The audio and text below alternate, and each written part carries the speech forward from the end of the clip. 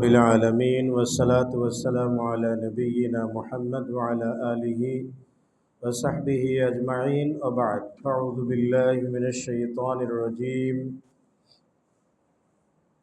أفمن شرح الله صدره للإسلام فهو على نور من ربه فويل للقاسية قلوبهم من ذكر الله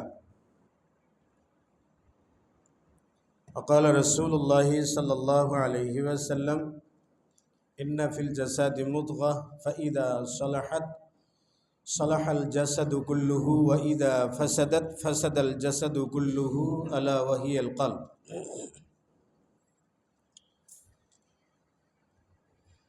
আলহামদুলিল্লাহ চাষারা আহলে হাদিস মসজিদ জামে মসজিদ কর্তৃক আয়োজিত মাসিক হালাকা প্রোগ্রামে আজকে উপস্থিত সম্মানিত দিনী ভাইরা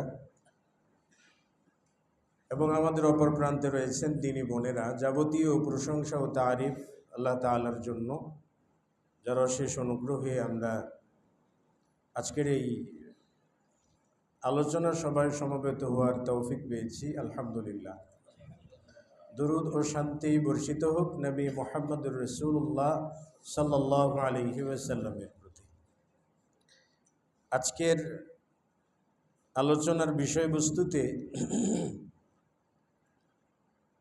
একটি আয়াত এবং একটি হাদিস তেলাওয়াত করেছি। এই দুটোর উপর কেন্দ্র করেই আজকের বিষয়বস্তুর শিরোনাম হলো কাসওয়াতুল কুলুব বা অন্তরের কাঠিন্যতা বা অন্তরের কঠোরতা। মানুষের অন্তর এত কঠোর হয় কেমনে, এত কঠোর হয় কেমনে? মানুষ মানুষকে ঠকিয়ে, মানুষ মানুষকে বঞ্চিত করে, অর্থ উপার্জন করে নিজের সফলতার উচ্চ শিখরে পৌঁছার কামনা মানুষের এবং প্রচেষ্টা, এটা কেন হয়? আমাদের মধ্যে এত বিভেদ কেন? সব কিছুর মূলে রয়েছে কাসওয়াতুল কুলুব। আমরা যে যত কথা বলি না কেন, তাল গাছটা আমার। দুনিয়ার ক্ষেত্রে, দিনের ক্ষেত্রেও আমার বুঝ তো আমার তাল গাছ। আমার বুঝের বাইরে কোনো বুঝ নাই। কেন? আমার অন্তরটা প্রশস্ত নয়, উদার নয়। অন্তরের কাঠিন্যতা বা কঠোরতা, এটা একটা গুরুত্বপূর্ণ বিষয়। আমি এর জন্য মাঝে মাঝে বলি আর কি, বিভিন্ন জায়গাতেই বলি যে একটা সময় দেখা গেছে যে আজ থেকে 100 বছর যদি পূর্বে যান, তাহলে ঢাকা শহরে আপনি হয়তো বিল্ডিং খুঁজে পাবেন না। হয়তো মাটির বাড়ি ছিল, সোনার ঘর টর ইত্যাদি ছিল, তাই না? আরও যদি 50 বছর আগে যান, তাহলে দেখবেন সোনার ঘর ছাড়া হয়তো কিছু ছিল না। আসলে মানুষের যখন মাটির ঘর ছিল, তখন মানুষের অন্তরটা মাটির মতোই নরম ছিল। পারস্পরিক ভালোবাসা, মোহাব্বত, আত্মীয়তা, আতিথেয়তা, যা কিছু বলেন সবই ছিল অতুলনীয়। মাটির ঘর চলে গেল, আসলো টিনের ঘর। টিন, তাই না? ঢেউ টিনের ঘর। মনটা দেখবেন ওর ভিতর থাকতে থাকতে মনটা ওইরকমই শক্ত। আস্তে আস্তে আসলো কি, ইট সিমেন্টের বাসা বাড়ি। আমাদের মনটাও দেখবো না ইট সিমেন্টের মতোই শক্ত। আপনি টিনের ঘরে ঘুমিয়েছেন, বাহির থেকে কেউ বিপদগ্রস্ত ব্যক্তি ডাকলে উঠে যেতেন, তাই না? আর ইট সিমেন্টের ঘরে থাকেন, বাহির থেকে কেউ বিপদে পড়লে ঘুমা, যা হয় হোক বাইরে। মনটা কত দূর পর্যন্ত চলে গেছে। আমরা শুধু বাসা বাড়ির বাইরে চাকচিক্য করছি, কিন্তু ভেতরটাকে অন্ধকারে নিমজ্জিত করে দিয়েছি। এজন্য কাসওয়াতুল কুলুব, অন্তরের কাঠিন্যতা। কাসওয়া শব্দটা আরবি, এটার বাংলা অর্থ হইল যিহাবুল লিনি ওয়ার রাহমাতি ওয়াল খুশুই মিনাল কলবে। অন্তর থেকে কমলতা, দয়া, বিনয়, নম্রতা, এগুলো উঠে যাওয়াকে বলে কাসওয়া। শক্ত হওয়া। ইমাম আবু হানিফা রাহিমাহুল্লাহ বলছেন, লিসানুল আরাবে উল্লেখ করা আছে, ইমাম আবু হানিফা রাহিমাহুল্লাহ বলছেন যে কাসওয়া আই কাসওয়াতুল আরদি, জমিন শক্ত হয়ে যাওয়া। কাসওয়া মানে হলো জমিন শক্ত হয়ে যাওয়া।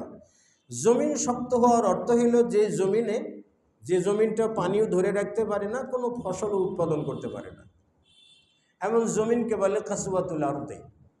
ওই জমিনের সাথে সাদৃশ্যপূর্ণ অন্তর যেটা মানুষের কষ্টে কাঁদে না, মানুষের দুঃখে কখনো কষ্ট পায় না, মানুষের সুখে হিংসা করে, মানে মানুষের সুখে আনন্দিত হতে পারে না, মানুষ ভালো থাকলে সে খুশি থাকতে পারে না, মানুষ খারাপ থাকলে সে খুশি থাকে, এইরকম একটা যে অন্তর, এটাকে বলে কাসওয়া।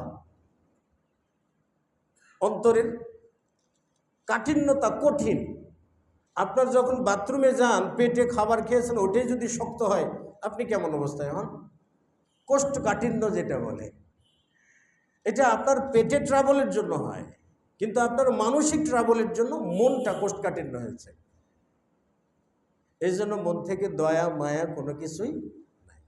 মনে যদি দয়া থাকতো তাহলে কি ব্যবসায়িক সিন্ডিকেট থাকতো?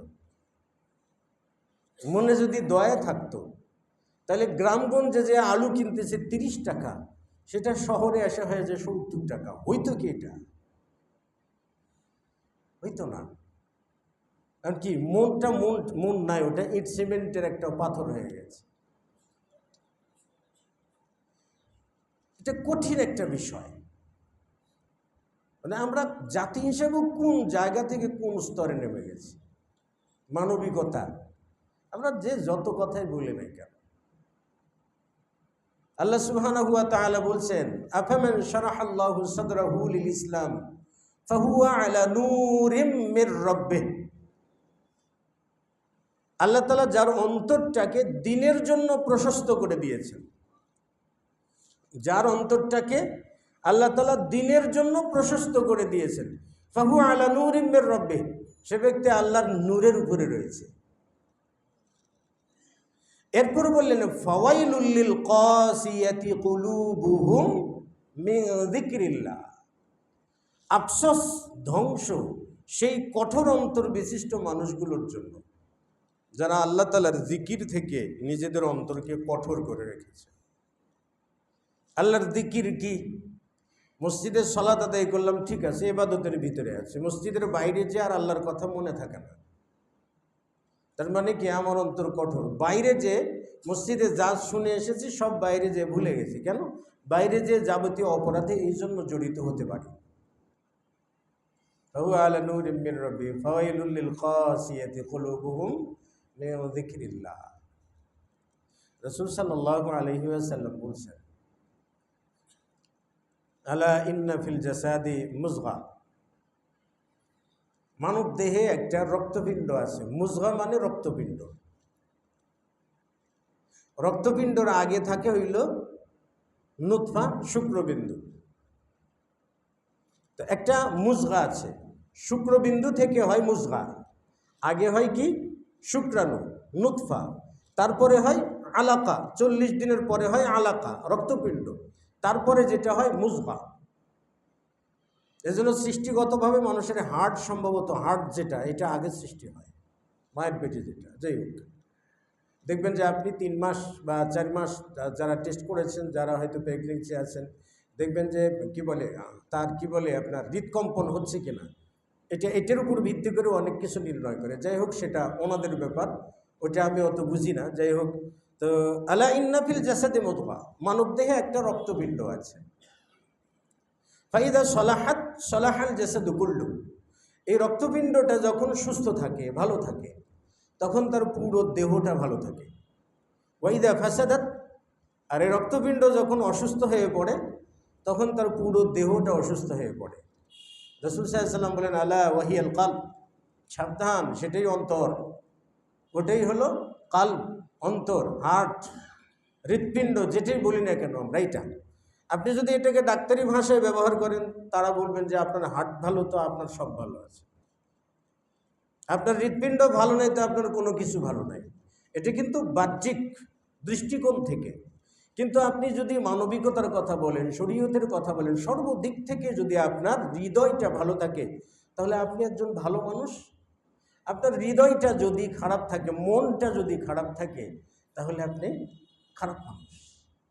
এই জন্য আল্লাহ সুবহানাহু ওয়া তাআলা মুহাম্মদ রাসূলুল্লাহ সাল্লাল্লাহু আলাইহি ওয়াসাল্লামকে বলেছেন, আলাম নাশরাহ লাকা সাদরাক, হে রাসূল, আমি কি তোমার বক্ষকে প্রশস্ত করে দেই নাই? ওয়া ওয়াদা'না আনকা বিসরাক, আমি কি তোমার বোঝাকে হালকা করে দেই নাই? আলাম নাশরাহ লাকা সাদরাক, আমি কি তোমার বক্ষটাকে প্রসারিত করে দেই নাই? প্রসারিত করে দেওয়ার অর্থ দেখেন কেমনভাবে প্রসারিত করেছেন। মক্কায় তিনি জন্মলাভ করলেন, জন্মলাভ করার পরে সকলেই তাকে আলামিন উপাধি দিল। পর্যায়ক্রমে তিনি একেবারে অনেক পবিত্র মানুষ হয়ে গেলেন। যখন তিনি বললেন কুলু লা ইলাহা ইল্লাল্লাহ তুফলিহুন, লা ইলাহা ইল্লাল্লাহ বলো সফল হবে, নিজের আত্মীয় উলিল আরহাম যারা, নিকট আত্মীয় যারা, তাদেরকে ডাক দিয়ে সাফা পর্বতে উঠে বললেন যে আমি যদি তোমাদেরকে বলি যে এই পাহাড়ের ওপার থেকে সৈন্যবাহিনী তোমাদের উপর আক্রমণ করতেছে, তোমরা বিশ্বাস করবা? তখন তারা বলল কি, বালা, হ্যাঁ অবশ্যই বিশ্বাস করব, কারণ তুমি জীবনে কখনো মিথ্যা কথা বলো না, কোনো দিন মিথ্যা কথা বলো নাই, কাজে তুমি সত্যবাদী, আমরা নিশ্চিত বিশ্বাস করবো এটা। তখনই মুহাম্মদ রাসূলুল্লাহ সাল্লাল্লাহু আলাইহি ওয়াসাল্লাম বললেন যে তোমরা আনকিদু আনফুসাকুম মিনান নার, তোমরা নিজেদেরকে জাহান্নাম থেকে বাঁচাও, আমি জাহান্নামের ভয়াবহ শাস্তি থেকে তোমাদেরকে সতর্ক করছি, এখান থেকে নিজেদেরকে বাঁচাও। এই কথাটা যখনই বললেন তখনই তারা নীরব, আলামিনের বিশ্বস্ততা চলে গেছে। আবু লাহাব তখনই বলল, তাব্বান লাকা ইয়া মুহাম্মদ আলিহাদা জামাআতানা, মুহাম্মদ তোমার জন্য ধ্বংস, তুমি কি এই জন্যই আমাদেরকে ডেকেছিলে? দেখেন, পট পরিবর্তন হতে সময় লাগে নাই, পট পরিবর্তন হতে সময় লাগে নাই, এই মুহূর্তে আলামিন থেকেই আবার তারই ধ্বংস কামনা করছে। মুহাম্মদ রাসূলুল্লাহ সাল্লাল্লাহু আলাইহি ওয়াসাল্লাম কোনো প্রতিবাদ করেন নাই, বক্ষ তার প্রশস্ত। আবু জেহেল কত অত্যাচার করেছে, মক্কাবাসীরা নির্যাতন করেছে, তায়েফে গেলেন দাওয়াত দিতে বুক ভরা আশা নিয়ে, তারাও সেখান থেকে মেরে বিদেয় করে দিল। সেখান থেকে আসলেন, চলে গেল 13টা বছর তিনি বলতে পারেন চক্কর কাটতে কাটতে এদিক থেকে ওদিকে, এদিক থেকে ওদিকে, আঘাত প্রতিঘাত, মানে আঘাতের উপরে আঘাত, যন্ত্রণার উপরে যন্ত্রণা, কত হইতে পারে। একই বছরে তার স্ত্রীকে হারালেন, ওই একই বছরে তিনি ছেলেকে হারালেন, একই বছরে আবু তালিব মারা গেল। তাইলে তার অন্য যারা চাচা ছিল, আবু জেহেল তার চাচা হয় না, আবু সুফিয়ান তার চাচা হয় না, অন্যরা কি তার চাচা ছিল না? ছিল তো। তাহলে সকলের উচিত ছিল কি, তাকে সমবেদনা জানানো, কষ্ট থেকে বের করে আনা, হাজারো শত্রু হোক কষ্ট থেকে বের করে আনা, এটা তাদের দায়িত্ব ছিল। কিন্তু তারা দায়িত্ব পালন না করে কি করা শুরু করলো? তারা বলল যে মোহাম্মদ লেস কাটা, মোহাম্মদ নির্বংশ হয়ে গেল, ওর ধর্ম প্রচার করার আর কেউ থাকলো না, এটা বলে তারা আনন্দ প্রকাশ করা শুরু করল। একজন মানুষ তো, তাকে কেমন লাগে, তার কষ্টটা কেমন। এত কষ্টের পরে হিজরত করে মদিনায় গেলেন। মদিনায় যে তার ইসলামের উত্থান ঘটল, তিনি চতুর্দিকে বিজয় লাভ করলেন। সেই মানুষটাই যখন আবার 10ম হিজরিতে যখন মক্কায় অভিযান চালালেন, মক্কায় তো তখন প্রতিশোধ নেওয়ার সুযোগ ছিল না। যে আবু সুফিয়ান রাসূল সাল্লাল্লাহু আলাইহি ওয়াসাল্লামের বিরুদ্ধে সকল যুদ্ধ করেছে, যে আবু সুফিয়ান উহুদের যুদ্ধে রাসূল সাল্লাল্লাহু আলাইহি ওয়াসাল্লাম মুসলিমদের পরাজয়ের একটা কারণ ছিল আবু সুফিয়ান। রাসূল সাল্লাল্লাহু আলাইহি ওয়াসাল্লাম মক্কা বিজয়ের অভিযানে যে তিনি বললেন, যে ব্যক্তি আবু সুফিয়ানের ঘরে প্রবেশ করবে সে নিরাপদ, যে আবু সুফিয়ানের ঘরে প্রবেশ করবে সে নিরাপদ, যে কাবায় প্রবেশ করবে সে নিরাপদ।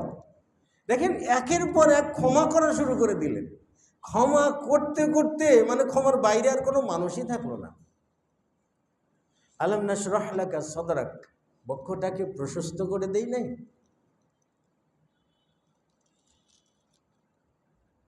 হ্যাঁ, একদিন নবী সাল্লাল্লাহু আলাইহি ওয়াসাল্লামের কাছে একজন সাহাবী খাইতে চেয়েছেন। নিজের ঘরে খাবার নাই, স্ত্রীদেরকে বললেন তোমাদের কি খাবার আছে? তারা বললো ঘরে পানি ছাড়া কিছু নাই। নিজের খাবার নাই কিন্তু মেহমানের চিন্তা। তিনি উপরে উঠে বললেন কেউ কি মেহমান নেবে? এও মেহমান নেবে? একজন বলল আমি নেব ইয়া রাসূলুল্লাহ। তিনি যে মেহমান নিয়ে গেলেন তার স্ত্রীর কাছেও কোনো খাবার নেই, ছোট বাচ্চার খাবার আছে। যিনি মেহমান নিয়ে গেলেন তিনি বললেন যে আমরা মেহমানকে খেতে দিয়া বাতিটা অফ করে দিবা যাতে আমি খাবারের অভিনয় করতে পারি।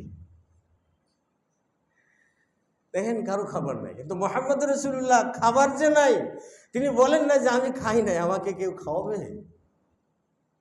মনটা কত বড় দেখেছেন, আলাম নাশরাহ লাকা সাদরাক। তুলনা করে দেখুন না আমাদের অন্তরটা। আমরা যে এত খাই এত পাই, তারপরে আমার আরো পাওয়া দরকার, আরো পাওয়া দরকার। কেন? অন্তরটা সুস্থ নাই আমাদের, অন্তরটা অসুস্থ। কেমন অসুস্থ? আল্লাহ সুবহানাহু ওয়া তাআলার একজন প্রখ্যাত নবী ছিলেন কে? মূসা আলাইহিস সালাতু ওয়াস সালাম, তাই না? মূসা আলাইহিস সালাতু ওয়াস সালাম একজন প্রখ্যাত, বিখ্যাত এবং আলোচিত এবং বিশেষ মর্যাদা সম্পন্ন নবী ছিলেন। মূসা আলাইহিস সালাতু ওয়াস সালাম এর কওমের লোকেরা কি করলো? একজন ব্যক্তি তার আপন চাচাকে হত্যা করে ফেলল। তাফসীর কারকগণ বলছেন যে তার চাচাতো বোনকে বিয়ে করবার জন্য হত্যা করে ফেলল বা সম্পত্তির জন্য হত্যা করে ফেলল, কিন্তু হত্যাকারী শনাক্ত করা যাচ্ছিল না।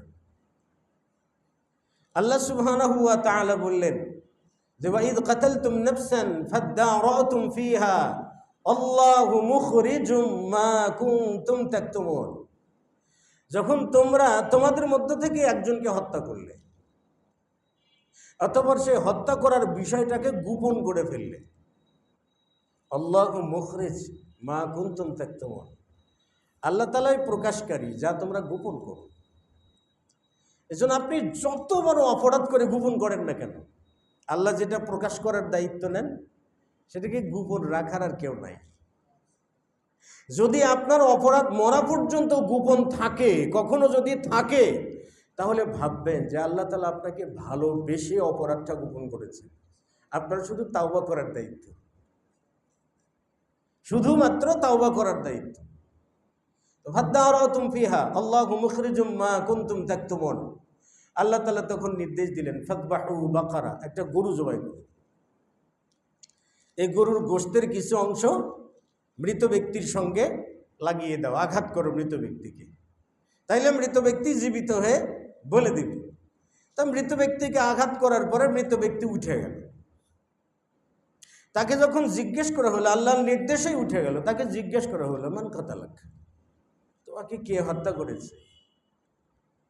তোমাকে কে হত্যা করেছে? তখন সে বলল কাতালানি ফুলান, আমাকে অমুক ব্যক্তি হত্যা করেছে, আমার ভাতিজা হত্যা করেছে আমাকে। একথা বলেই সে আবার মারা গেল। মারা যাওয়ার সাথে সাথেই তার ভাতিজাকে জিজ্ঞেস করা হইল লিমা কাতালতা, তুমি তাকে কেন হত্যা করেছ? তখন ওই বৈঠকে ভাতিজা বলছে লামাকতুলহু, আমি তাকে হত্যা করি নাই। দেখেন মুআজিজা ওখানেই। আল্লাহ তাআলা মৃত ব্যক্তিকে জীবিত করলেন গরুর গোশতের মাধ্যমে, তাই না? মৃত ব্যক্তি বলে দিল আমাকে অমুক হত্যা করেছে, আর সে যখন মারা গেল তাকে জিজ্ঞেস করা হলো কেন হত্যা করলেন? সে বলল না লামাকতুলহু, আমি তো হত্যা করিনি তাকে।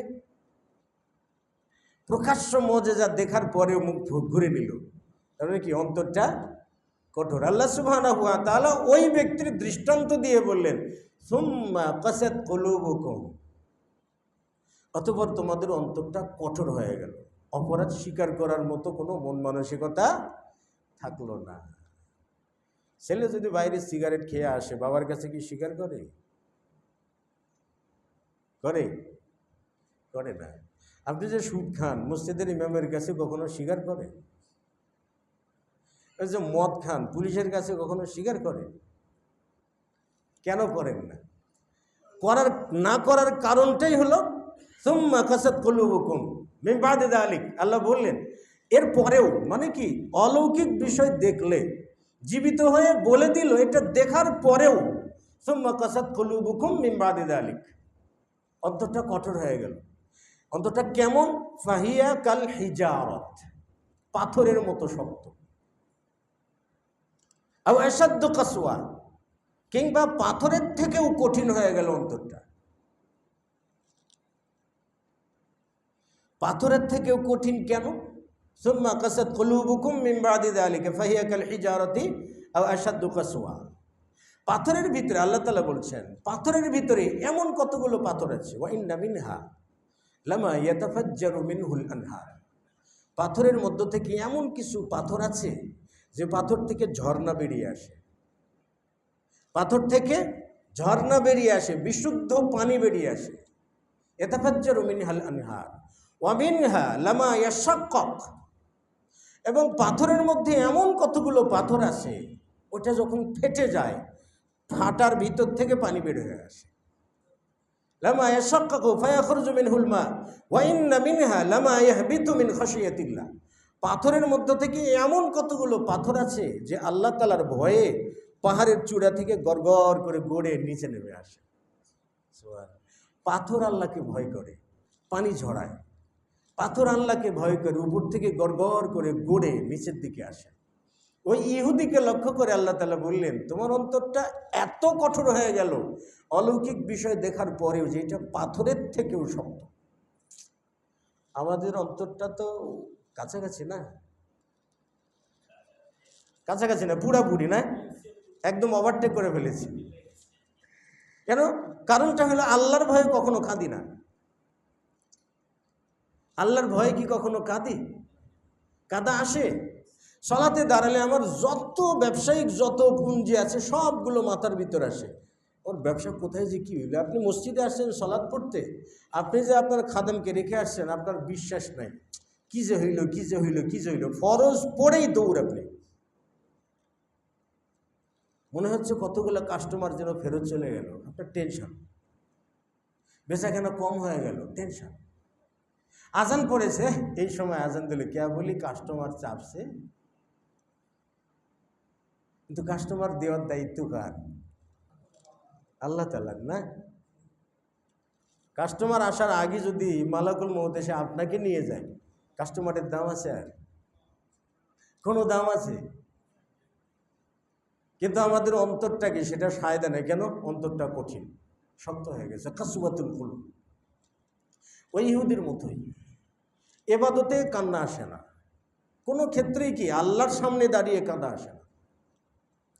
আপনি চিন্তা করে দেখবেন যে আমাদের দেশে যে ওয়াজ মাহফিলগুলো হয়, দেখবেন এই কি বলে মাহফিল, জিকির মাহফিল, কি মাহফিল হয় না, দেখবেন যে বক্তা সাহেব কান্নাকাটি করছে, এই হু হু করে কাঁদছে, তো শ্রোতাগণ কাঁদতে কাঁদতে অস্থির। আবার বক্তা ওই জায়গাতে একটা কমেডিয়ান হাসি দিয়ে দিছে, শ্রোতারা আবার হাসছে। আচ্ছা, এটাকে কি আল্লাহর ভয়ে কাঁদা বলে, না জোকারি করে কাঁদা?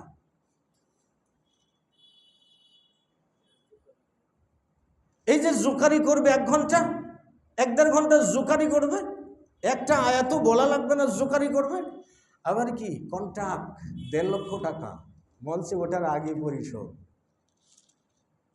না করলে মঞ্চে উঠবো না। চিন্তা করেন, মানে এই বক্তার ভিতরে মন বলতে কিছু আছে? এ কি বনি ইসরাঈলদের থেকে, ওই ইহুদির থেকে কোনো অংশে কি কম আছে? বরং তার থেকেও তো টপকে গেছে। আমাদের দুর্ভাগ্য হলো আমাদের ওগুলোই পছন্দ, তাই না? আমাদের দুর্ভাগ্য ওই জায়গায় যে আমাদের ওগুলোই পছন্দ। কেন আমরা শিখবো না? এই জন্য বাঙালি জাতি সব থেকে মূর্খ। আপনি মধ্যপ্রাচ্যের যে দেশগুলো বলেন, পররাষ্ট্রনীতি তাদের ভালো না, খারাপ, ইহুদি ঘেঁষা বা নাসারা ঘেঁষা, কিন্তু ওখানকার জনগণ প্রত্যেকটা মানুষ দেখবেন ইসলামের প্রারম্ভিক বিষয়গুলো জানে, প্রত্যেকটা জনগণ। আপনি মিশরি বলেন, ওমানি বলেন, ইয়ামানি বলেন, আর সৌদি আরবে যদি যান এবং কুয়েতে যদি যান, কাতারে যান, দেখবেন যে ওখানকার একটা স্বল্প শিক্ষিত মানুষ আর আমাদের দেশে মুফতি, ডবল মুফতি, মুফতি করার পরেও মাসালের ক্ষেত্রে তার কাছে কিছুই না। সুন্নাত বিদআত একেবারেই কটকটা তাদের পারিবারিকভাবে। আর আমরা মূর্খ কেন জানেন? আমরা পাঠশালাতে শিখি, হুজুরে যা শিখায়, আর পাঠশালার পরবর্তী সময় যে আমরা মানুষের কাছে শিখবো জোকারগুলোকে পছন্দ, জোকারি করবে, বাস তামাশা করে চলে যাবে, ওটাই আমাদের পছন্দ। এই জন্য যার কাছ থেকে দিন পাবেন, যার কাছ থেকে জ্ঞান পাবেন, আপনি তাকে আমন্ত্রণ জানান, 10টা মিনিট কথা শুনুন, কমপক্ষে 2টা বিষয় তো আপনি শিখতে পারবেন। তাহলে বছরে যদি 5টা জায়গায় আপনি বসেন, তাহলে কমপক্ষে 10টা বিষয় আপনি শিখতে পারবেন, যেটা জোকারদের জায়গাতে যে কোনো লাভ হবে না। বলছিলাম যে আমাদের অন্তরটা কাঁদে না, আল্লাহর ভয়ে কাঁদে না। সাহাবা ইকরামগণ কত কান্নাকাটি করতেন, আবু বকর রাদিয়াল্লাহু তাআলা আনহু কত কান্নাকাটি করতেন। রাসূল সাল্লাল্লাহু আলাইহি ওয়াসাল্লাম সলাতে দাঁড়িয়ে কাঁদতেন, সলাতে দাঁড়িয়ে কাঁদতেন, রাত জেগে জেগে কাঁদছেন, সলাতে দাঁড়িয়ে তেলাওয়াত করছেন আর কাঁদছেন, তেলাওয়াত করছেন আর কাঁদছেন। আবু বেলাল রাদিয়াল্লাহু তাআলা আনহু যখন ফজরের আজান দেবার জন্য এসছেন, এসে দেখেন রাসূল সাল্লাল্লাহু আলাইহি ওয়াসাল্লাম কাঁদছেন। তিনি বললেন, ইয়া রাসূলুল্লাহ লিমা তাবকি, আপনি কাঁদেন কেন? আপনার তো কাঁদার কারণটা কি? কারণ আল্লাহ তাআলা আপনার আগে এবং পরের সমস্ত গুনাহ তো আল্লাহ মাফ করে দিয়েছেন, পূর্বাপর কোনো গুনাহ নাই আপনার, সব মাফ করে দিয়েছেন আল্লাহ, আপনি কাঁদেন কেন? রাসূল সাল্লাল্লাহু আলাইহি ওয়াসাল্লাম বলেন, ও বেলাল, আফালা আকুনু আবদান শাকুরা, আমি কি আল্লাহর কৃতজ্ঞ বান্দা হব না? আল্লাহ আমাকে এত নিয়ামত দিয়েছেন, এত কিছু দিয়েছেন আল্লাহ আমাকে, আমি কি কৃতজ্ঞতা প্রকাশ করব না? আল্লাহ মুহাম্মদ রাসূলুল্লাহ সাল্লাল্লাহু আলাইহি ওয়াসাল্লামকে আল্লাহ তাআলা নবুয়ত দান করেছেন, রিসালাত দিয়েছেন। তিনি বলছেন, আনা সাইয়্যিদুল কওমি ইয়াওমাল কিয়ামা, কিয়ামতের দিন আমি সমগ্র মানব গোষ্ঠীর নেতা হব, এগুলো তার পুরস্কার।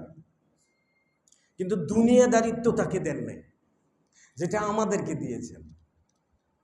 মুহাম্মদ রাসূলুল্লাহ একটা বছরে খাবারের পিছনে যে ব্যয়টা হইতো, আমাদের ঢাকা শহরে এমনও মানুষ থাকে তার এক ওয়াক্তে তার থেকেও বেশি ব্যয় হয়। আমাদের দেশের যিনি প্রধানমন্ত্রী হন, এখন 18 লাখ টাকা থাকে তার নাস্তা বাবদ, দৈনিক নাস্তা বাবদ, চা নাস্তা বাবদ 18 লক্ষ টাকা। চিন্তা করছেন আপনি? তার পিছনে একজন মানুষের পিছনে কোটি কোটি টাকা ব্যয় করে শুধু খাওয়া বাবদ।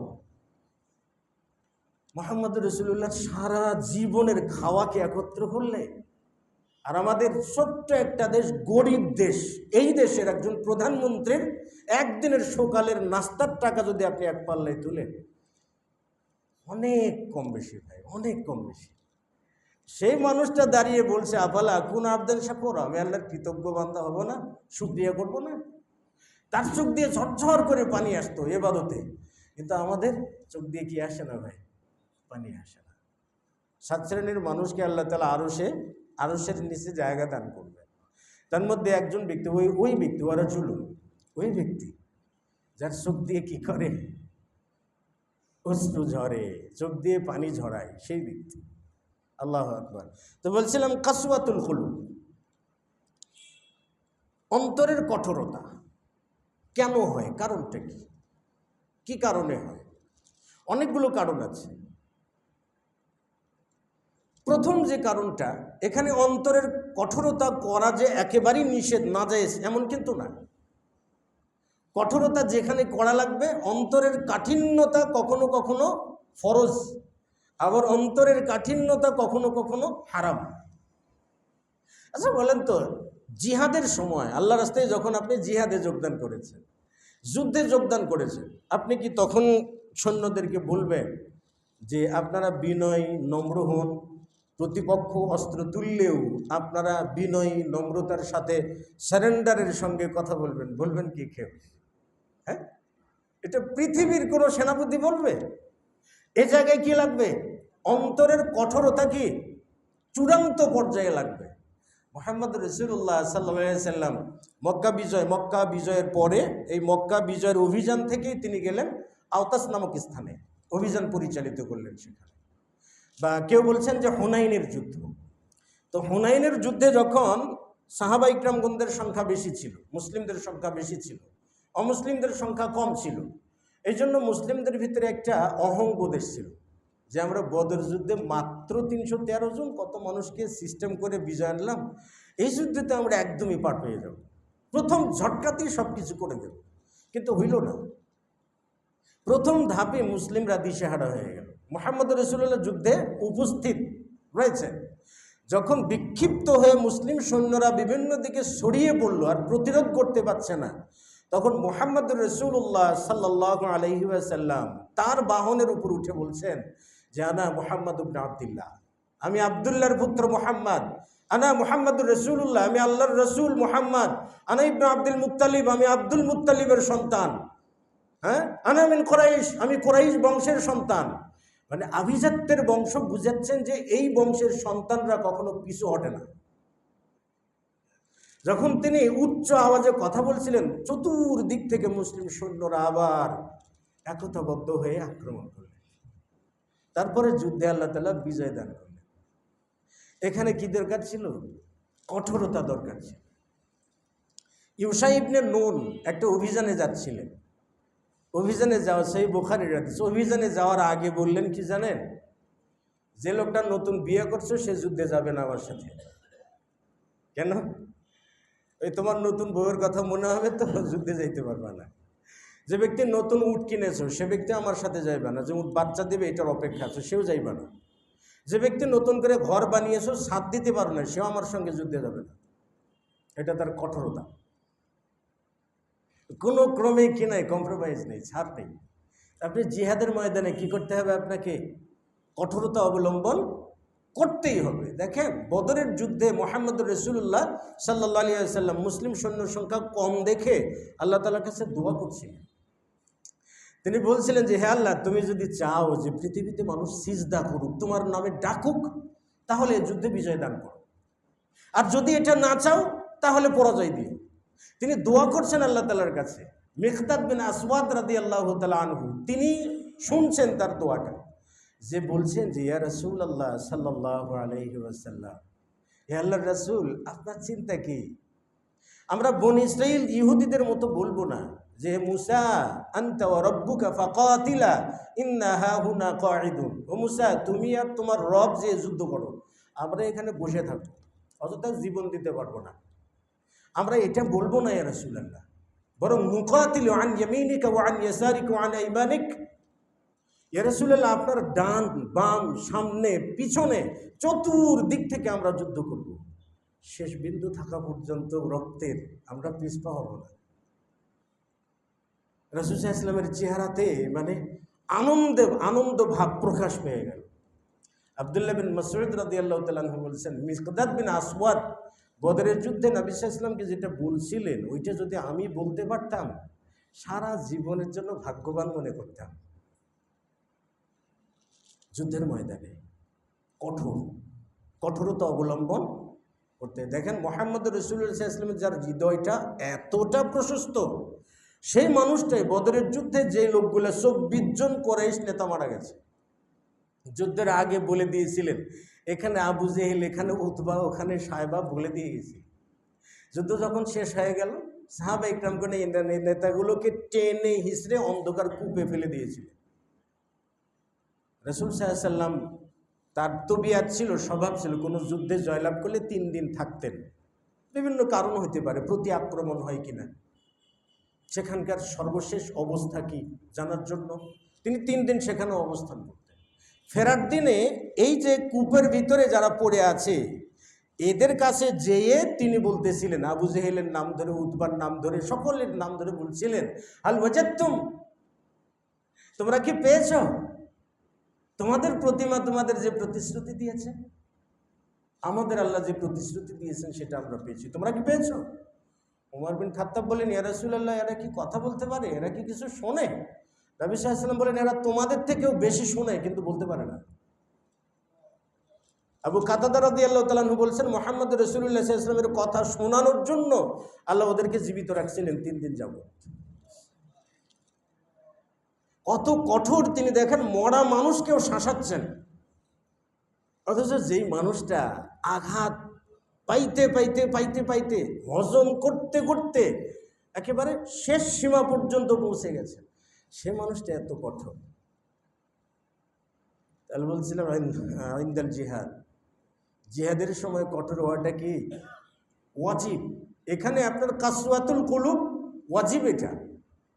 আর কখন ইনদা ইকামাতুল হুদুদ, আল্লাহ তাআলার বিধান বাস্তবায়ন করার ক্ষেত্রে, শরীয়তের যে বিধান আল্লাহ তাআলা আপনার উপরে ফরজ করে দিয়েছেন, সেই বিধানটা বাস্তবায়ন করার ক্ষেত্রে বিধান কি ফরজ? 5 ওয়াক্ত সালাত। সালাত পালন করার ক্ষেত্রে আপনাকে কঠোর হতে হবে। যে কোনো মূল্যে আমি সালাত ছাড়তে রাজি নই। আপনি পরিপূর্ণরূপে শরীয়ত পালন করতে যাবেন, আপনাকে বলবে ঘাড়তেরা, তাই না? এই ক্ষেত্রে আপনার ঘাড়তেরা হওয়াটাও ফরজ। আপনি ঘাড়তেরা হবেন, ভালো। ঘাড়তেরা কিসের জন্য? আমার শরীয়ত মানার জন্য, দিন মানার জন্য ঘাড়তেরা, আলহামদুলিল্লাহ। তাহলে ইনদা ইকামাতিল হুদুদ, আল্লাহর বিধান বাস্তবায়ন করার ক্ষেত্রে কোনো ধরনের কোনো কম্প্রোমাইজ করা যাবে না। একবার একটা মসজিদে, আমাদের এলাকায় মসজিদে আলোচনা করার পরে নেতৃত্বস্থানীয় ব্যক্তিবর্গ এসে একজন, তিনি মারা গেছেন, আল্লাহ তাকে ক্ষমা করুন এবং জান্নাতবাসী করুন। তিনি বলছেন যে বাবাজি তুমি একটু ছাড় দাও, আমরাও একটু ছাড় দিই।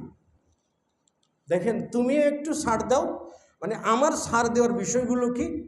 আমি বলি যে 40-এ খাওয়া জায়েজ নেই, তারপরে জাহেলিয়াতের মজলিস করা জায়েজ নেই, সালাতের পরে সম্মিলিত মোনাজাত এটা বৈধ নয়, রাসূল সাল্লাল্লাহু আলাইহি ওয়াসাল্লাম থেকে প্রমাণিত নয়, সুন্নাতি দোয়াগুলো পড়ুন, তাই না?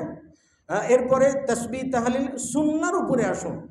তারা বলছেন যে তুমি একটু ছাড় দাও, মানে ছাড় দেওয়ার অর্থ হইল আমি এগুলো বলবো না, আমি এগুলো বলবো না। সালাতের ওয়াক্তের ব্যাপারে বলে ঠিক টাইমে সালাত পড়তে হবে, বলে আমি এগুলো বলবো না, এগুলো ছাড় দিতে হবে আমাকে। তারাও কিছু ছাড় দিবেন। আচ্ছা বলুন তো, শরীয়তের ক্ষেত্রে ছাড় দেওয়ার কিছু আছে? এই যে শরীয়তকে নষ্ট করছে কারা জানেন? মডারেট পন্থীরা। কারা ভাই? এই মডারেট পন্থীরা। দিনের ভিতরে কোনো মডারেট চলে না, দিনের ভিতরে কোনো মডারেশন চলে না, কারণ দিন আপনার না। আপনি একটা সহিফা লিখেছেন 5 পৃষ্ঠার, আপনি মডারেশন করতে পারেন, আপনি আপনার স্যারকে মডারেশন করতে দিতে পারেন, কিন্তু ভাই এটার কি কোনো মডারেশন আছে? হ্যাঁ, এটা কার কথা? আমি আপনি কে? তা আমি এটাকে মানে কি, আপনি শরীয়তকে মডারেট করবেন মানে কি? মডারেট বানাবেন, তাকে মডারেশন করবেন মানে কি? আপনি কোরআনকে মডারেশন করার ক্ষমতা রাখেন, আপনি হাদিসকে মডারেশন করার ক্ষমতা রাখেন, আপনি সুন্নাতকে মডারেশন করার ক্ষমতা রাখেন। তাহলে আপনি মডারেট দিন ধর্ম কোথায় পেলেন আপনি? ভাই এটা হলো কি, আপনার আমার মস্তিষ্কে বিষ ঢুকে দেওয়া, আপনার আমার মস্তিষ্কে বিষ ঢুকে দিয়ে আপনাকে আমাকে দিন থেকে বিচ্যুত করা, আর কিছুই না। এর পিছনে মৌলিক যে ষড়যন্ত্রগুলো চলছে সেটা হইল কি, এই যে জাতীয়তাবাদ, ন্যাশনালিজম, সেকুলারিজম।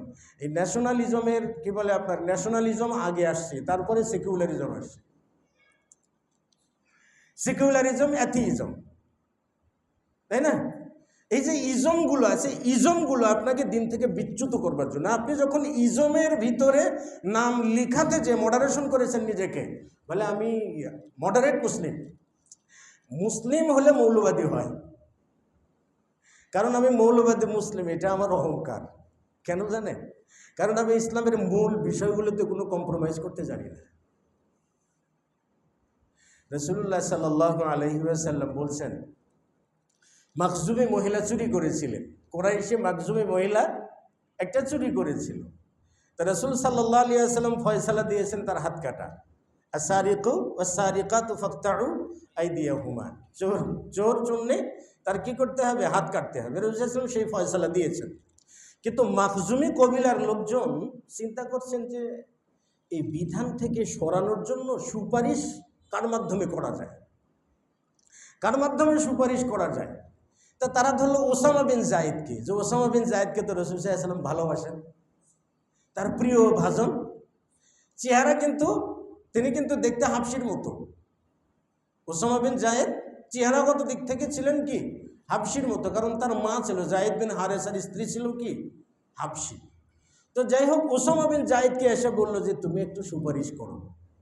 ওসামা বিন জায়েদ রাসূল সাল্লাল্লাহু আলাইহি ওয়াসাল্লামের দরবারে যে সুপারিশমূলক কিছু কথা বলছেন, যে হাত কাটা থেকে শাস্তি কমানো যায় কি না, এরকম কোনো কথা।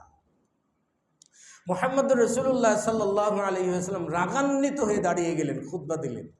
ইন্নাল হামদালিল্লাহ খুতবা দেওয়ার পরে বললেন যে আয়াশফাউ আহাদুকুম ফি হাদ্দিন মিন হুদুদিল্লাহ, তোমাদের কেউ কি আল্লাহর কোনো বিধান বাস্তবায়ন করার ক্ষেত্রে সুপারিশ করছো যাতে আমি আল্লাহ তাআলার বিধানকে বাস্তবায়ন না করি? নবী সাল্লাল্লাহু আলাইহি ওয়াসাল্লাম বললেন, তোমাদের পূর্ববর্তী জাতিরা এই জন্যই ধ্বংস হয়েছে। ওদের মধ্যে যখন কোনো গরিব মানুষ চুরি করত তখন তার উপরে বিধান বাস্তবায়ন করত, আর যখন কোনো ধনাঢ্য ব্যক্তি চুরি বা অপরাধ করত তখন তাকে মাফ করে দিত। এই জন্য ওরাই ধ্বংস হয়েছে। দেখেন, এই মুহূর্তে তিনি রাগান্বিত হয়ে গেলেন। কিসের জন্য? হয় শরীয়তের বিধান বাস্তবায়ন করার ক্ষেত্রে। এখন চুরের বিধান কি আছে? হাত কাটার বিধান কি আছে? বিধান নাই ভাই।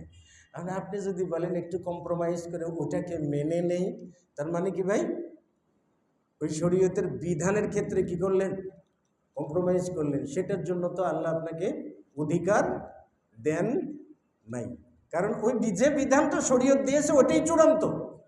কেউ যদি মানতে না পারে তিনি বলবেন যে মানতে পারছি না, দুর্বলতা আমার, মানতে পারছি না, দুর্বলতা আমার। কিন্তু কেউ বলতে পারবে না যে হাত কাটার বিধানের থেকে বর্তমানের যে আইন সেটাই উত্তম, বললেই ইসলাম থেকে বেরিয়ে যাবে। এটা বিশ্বাস করলেই ইসলাম থেকে বেরিয়ে যাবে। বাঁচার একটা উপায় বলে বিশ্বাস আছে, এটাই চূড়ান্ত, কিন্তু করতে পারতেছে না। আপনি যদি বাংলাদেশের দণ্ডবিধি দেখেন তাহলে 7 বছরের জেল। ঘরে শীত কেটে কেউ যদি চুরি করে সেটার ক্ষেত্রে আছে, খেতে যা চুরি করলে সেটার ক্ষেত্রে আলাদা বিধান আছে, এরকম বিভিন্ন বিধান আছে। তবে কলমের ফাঁকে কোটি কোটি টাকা চুরি করার কোনো শাস্তি নেই। এই জন্য কলমের ফাঁকে বেশি বেশি চুরি হয় দেশে। যারা কলমের ফাঁক দিয়ে বেশি বেশি চুরি করে ওদের জন্য লাল গালিচা বিছিয়ে একেবারে অমুকের চরিত্র ফুলের মতো পবিত্র ইত্যাদি ইত্যাদি স্লোগান দেবেন। আর যে আপনার খেতে যা 2টা বেগুন চুরি করেছে আপনি তাকে তেঁতুল গাছের সঙ্গে বেঁধে ইচ্ছা মতো পিটাবেন বলেছ। এটা আমাদের লজিক। আমরা জাতিগতভাবেই পঙ্গু ভাই, আমাদের বুদ্ধি নাই, আমরা বুদ্ধি প্রতিবন্ধী, আমরা বুঝি না। এই যে বিধান, তাহলে ওই বিধানটা মানতে পারছে না এটা বলতে পারে, কিন্তু বিশ্বাসে কখনো আনা যায় না যে এটার থেকে এটাই উত্তম। দেখেন, অনেকে কিন্তু প্রশ্ন করে, বিশেষ করে নাস্তিকদের অ্যালার্জি সব থেকে বেশি। এছাড়া নাস্তিক এই বিধানগুলো নিয়ে সব থেকে বেশি। একটু বিশ্লেষণ করে দেখেন, একটা ছেলে চুরি করেছে, বিয়ে করেছে, ধরেন যে 30 বছর বয়সে একজন চুরি করেছে, তাই না? হয়তো চুরির চোরাইকৃত সম্পদের বিবেচনায় তাকে 14 বছরের জেল দিয়েছে, জেল দিল, কিন্তু জেলখানায় সে 30 বছর বয়সে ঢুকেছে। বের হবে কত বছর বয়সে? 44 বছর বয়সে বের হবে, তাই না? 44 বছর বয়সে কি তার বিয়ের বয়স আছে? সন্তান কয়টা জন্ম দিতে পারবে? তার সঙ্গে কেউ বিয়ে দেবে? সমাজে তাকে আপনি কালার করে দিলেন, সমাজে ওকে প্রতিষ্ঠিত হতে দেবেন না। এই 14 বছরে কমপক্ষে সে 5 থেকে 7টা সন্তানের বাবা হইতে পারত। আপনি সে অধিকার থেকে তাকে বঞ্চিত করেছেন। বিয়ে করলে স্ত্রীর ভালোবাসা পাইত, তার থেকে বঞ্চিত করেছেন। সন্তান জন্ম দিলে বাবা ডাক শুনে তার অন্তরটা শান্ত হয়ে যেত, দুনিয়াটাকে সে স্বর্গ বানিয়ে ফেলতে পারত। এমনকি তার টাকা পয়সা নেই, এই 14 বছরের ভিতরে সে হয়তোবা কোটিপতি হয়ে যেতে পারত। আপনি অনেকগুলো হক থেকে তাকে বঞ্চিত করেছেন, খালি 14 বছরের জেল না। আর শরীয়ত বলছে কি তার হাত কাটো। প্রথমবার চুরি করলে তার যদি অভাব থাকে, পেটের দায়ে যদি চুরি করে তাহলে তার হাত কাটা যাবে না। তাদের পেটের দায়টা পূরণ করার দায়িত্ব গভর্নমেন্টের, সরকারের। পেটের দায় নাই, এমনিতেই চুরি করেছে। চোরাইকৃত সম্পদ আবার কত, সেটাও শরীয়ত একটা মাপ দিয়েছে। 10 দিরহামের কমে যদি কেউ চুরি করে তার হাত কাটা যাবে না। তার মানে পটল চুরি করেছে 5 কেজি, হাত কাটা জায়েজ নাই। আপনার বাসা থেকে কি বলে, আপনার ওই যে 5 কেজি বেগুন চুরি করেছে, হাত কাটা জায়েজ নাই। কদু চুরি করেছে, হাত কাটা জায়েজ নাই। ছোটোখাটো শিশরা চুরি করেছে, হাত কাটা জায়েজ নেই। তার মানে 10 দিরহামের উপরে যদি তার চোরাইকৃত সম্পদ হয়, পেটের দায়ে যদি না হয়, এতগুলো শর্ত মানার পরে তার হাতের কবজি পর্যন্ত কাটবে। সেটার আবার চিকিৎসা সরকার দেবে, সরকার দেবে। সে কি করে খাবে তার বন্দোবস্ত সরকার করবে।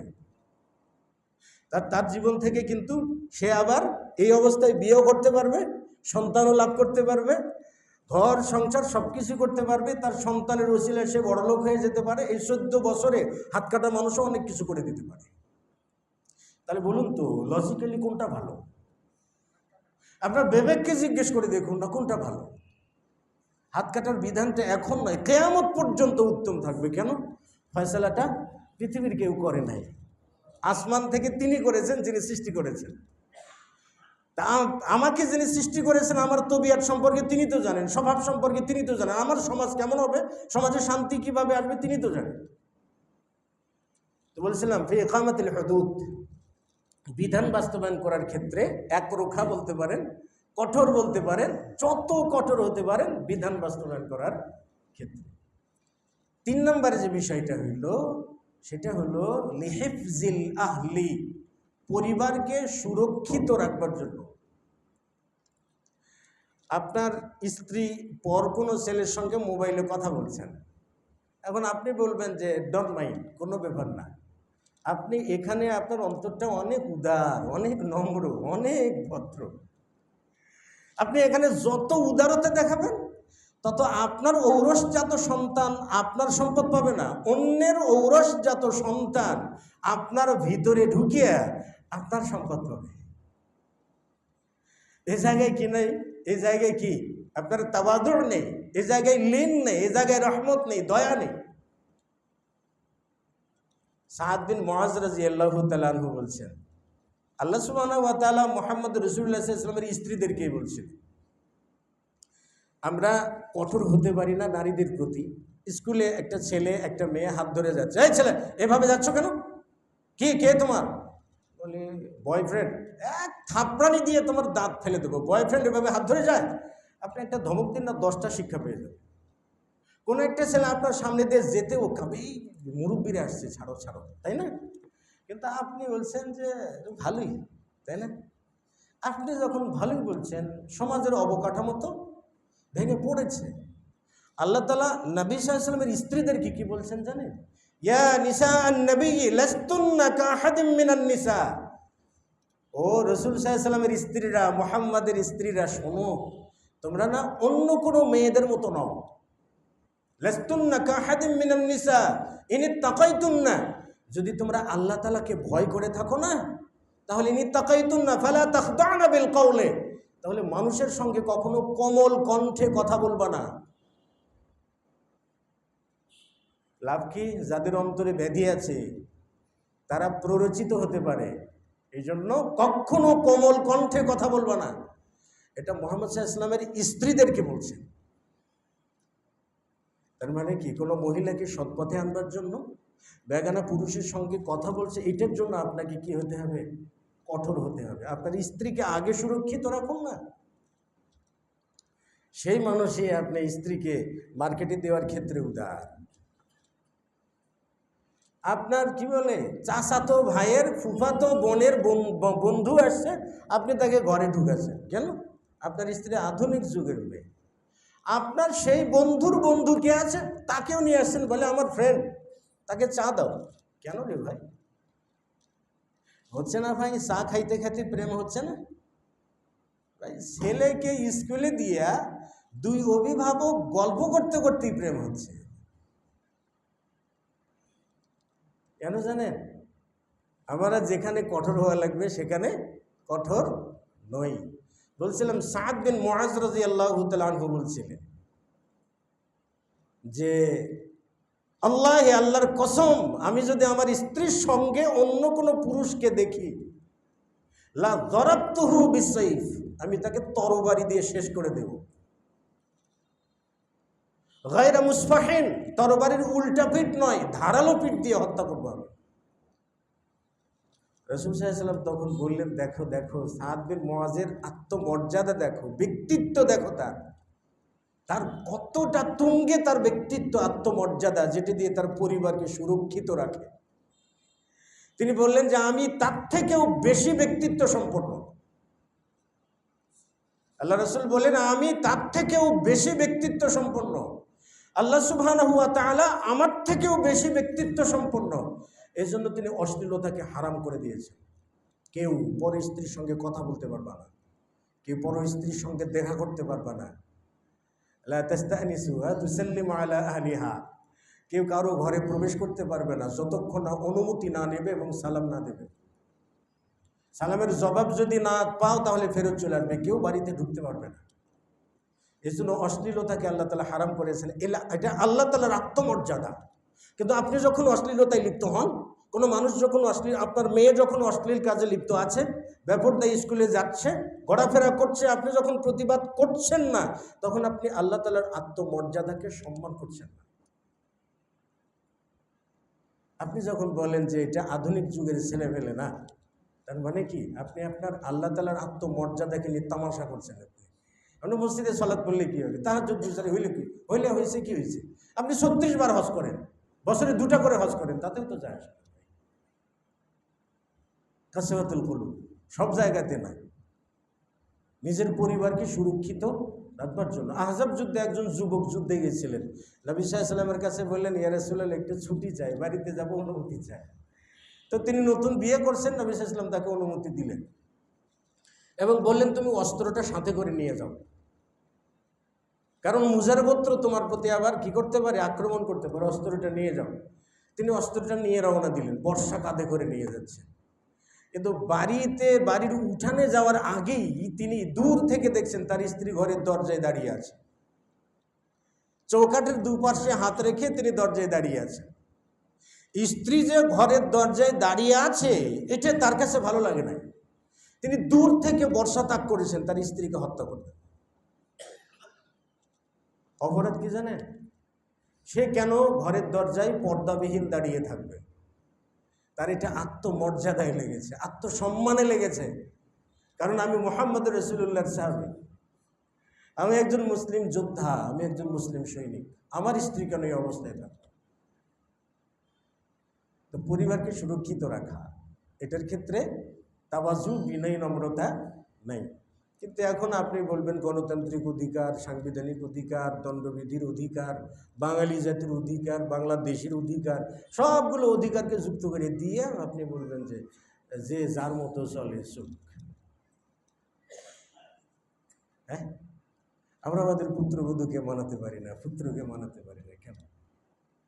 কারণ হলো আমরা কঠোর নই, দিন পালনে আমরা কঠোর নই। বলছিলাম যে সব জায়গায় এই জিনিসগুলা নয়, কঠোরতা বৈধ, মানে অজীব, কোনো ক্ষেত্রে কঠোরতা করা অজীব। তো বলছিলাম অন্তরটা শক্ত হয়, কঠোর হয় কেন, কি কারণে হয়? এর প্রথম কারণটা হলো আল গাফলা, উদাসীনতা। আমরা যেটাকে গাফেল বাংলা ভাষা বলে থাকি, আমরা যেটাকে বলি কি গাফেল বাংলা ভাষা। আপনাদেরকে দেখবেন কোনো নাস্তিকদের একটা প্রশ্ন আছে যে কোরআন যদি আল্লাহর বাণী হয়ে থাকে, আরবি ভাষায় হয়ে থাকে, তো কোরআনের ভিতরে হিব্রু ভাষার শব্দ কেন, ভিন্ন ভিন্ন ভাষার শব্দ কেন? এই প্রশ্নগুলো তারা করে থাকে। যদি কেউ প্রশ্ন এরকম করে থাকে, তাকে আপনি বলবেন যে বাংলা ভাষা নামে কোনো ভাষা আছে কিনা অস্তিত্ব দেখাও। কারণ বাংলা ভাষায় গড়ে প্রায় ৭৫,০০০ শব্দ আছে, তার মধ্যে ৬৭% শব্দটাই হলো তৎসম শব্দ থেকে এসছে, আর ৩০% শব্দ আসছে তদ্ভব শব্দ থেকে, আর ৫০০-রও বেশি শব্দ আছে বিদেশি শব্দ। তাহলে কেউ যদি বাংলা ভাষায় একটা বই লেখে, সে বইটাতে তদ্ভব শব্দগুলোকে তদ্ভবে ফেরত দিন, তৎসম শব্দগুলোকে তৎসমে ফেরত দিন, আর ৫০০ শব্দ যেগুলো ওই বিদেশি শব্দকে ফেরত দিন। তাহলে বাংলা ভাষায় কোনো বই থাকলো? কোনো বই থাকলো? ৩৫০টি ভাষা থেকে শব্দ ধার করিয়া বর্তমান সময়ের কথিত আন্তর্জাতিক ভাষা ইংরেজি হয়েছে। ৩৫০টি ভাষা থেকে শব্দ ধার করে, তার মানে কি জানেন? ইংলিশ শব্দটাও ইংরেজি না, ওটাও ধার করা। আপনি আন্তর্জাতিক ভাষা সবগুলো ভাষাকে আপনি শব্দগুলো ফেরত দিন, তো ইংরেজি ভাষা বলতে কিছু আছে যেটি নিয়ে আপনি এত লাফালাফি করেন? আর কোরআন আল্লাহ, আর কি আরবি ভাষা কোত্থেকে আসছে? আদম আলাইহিস সালাতু ওয়াস সালাম কি বলতেন? আরবি বলতেন।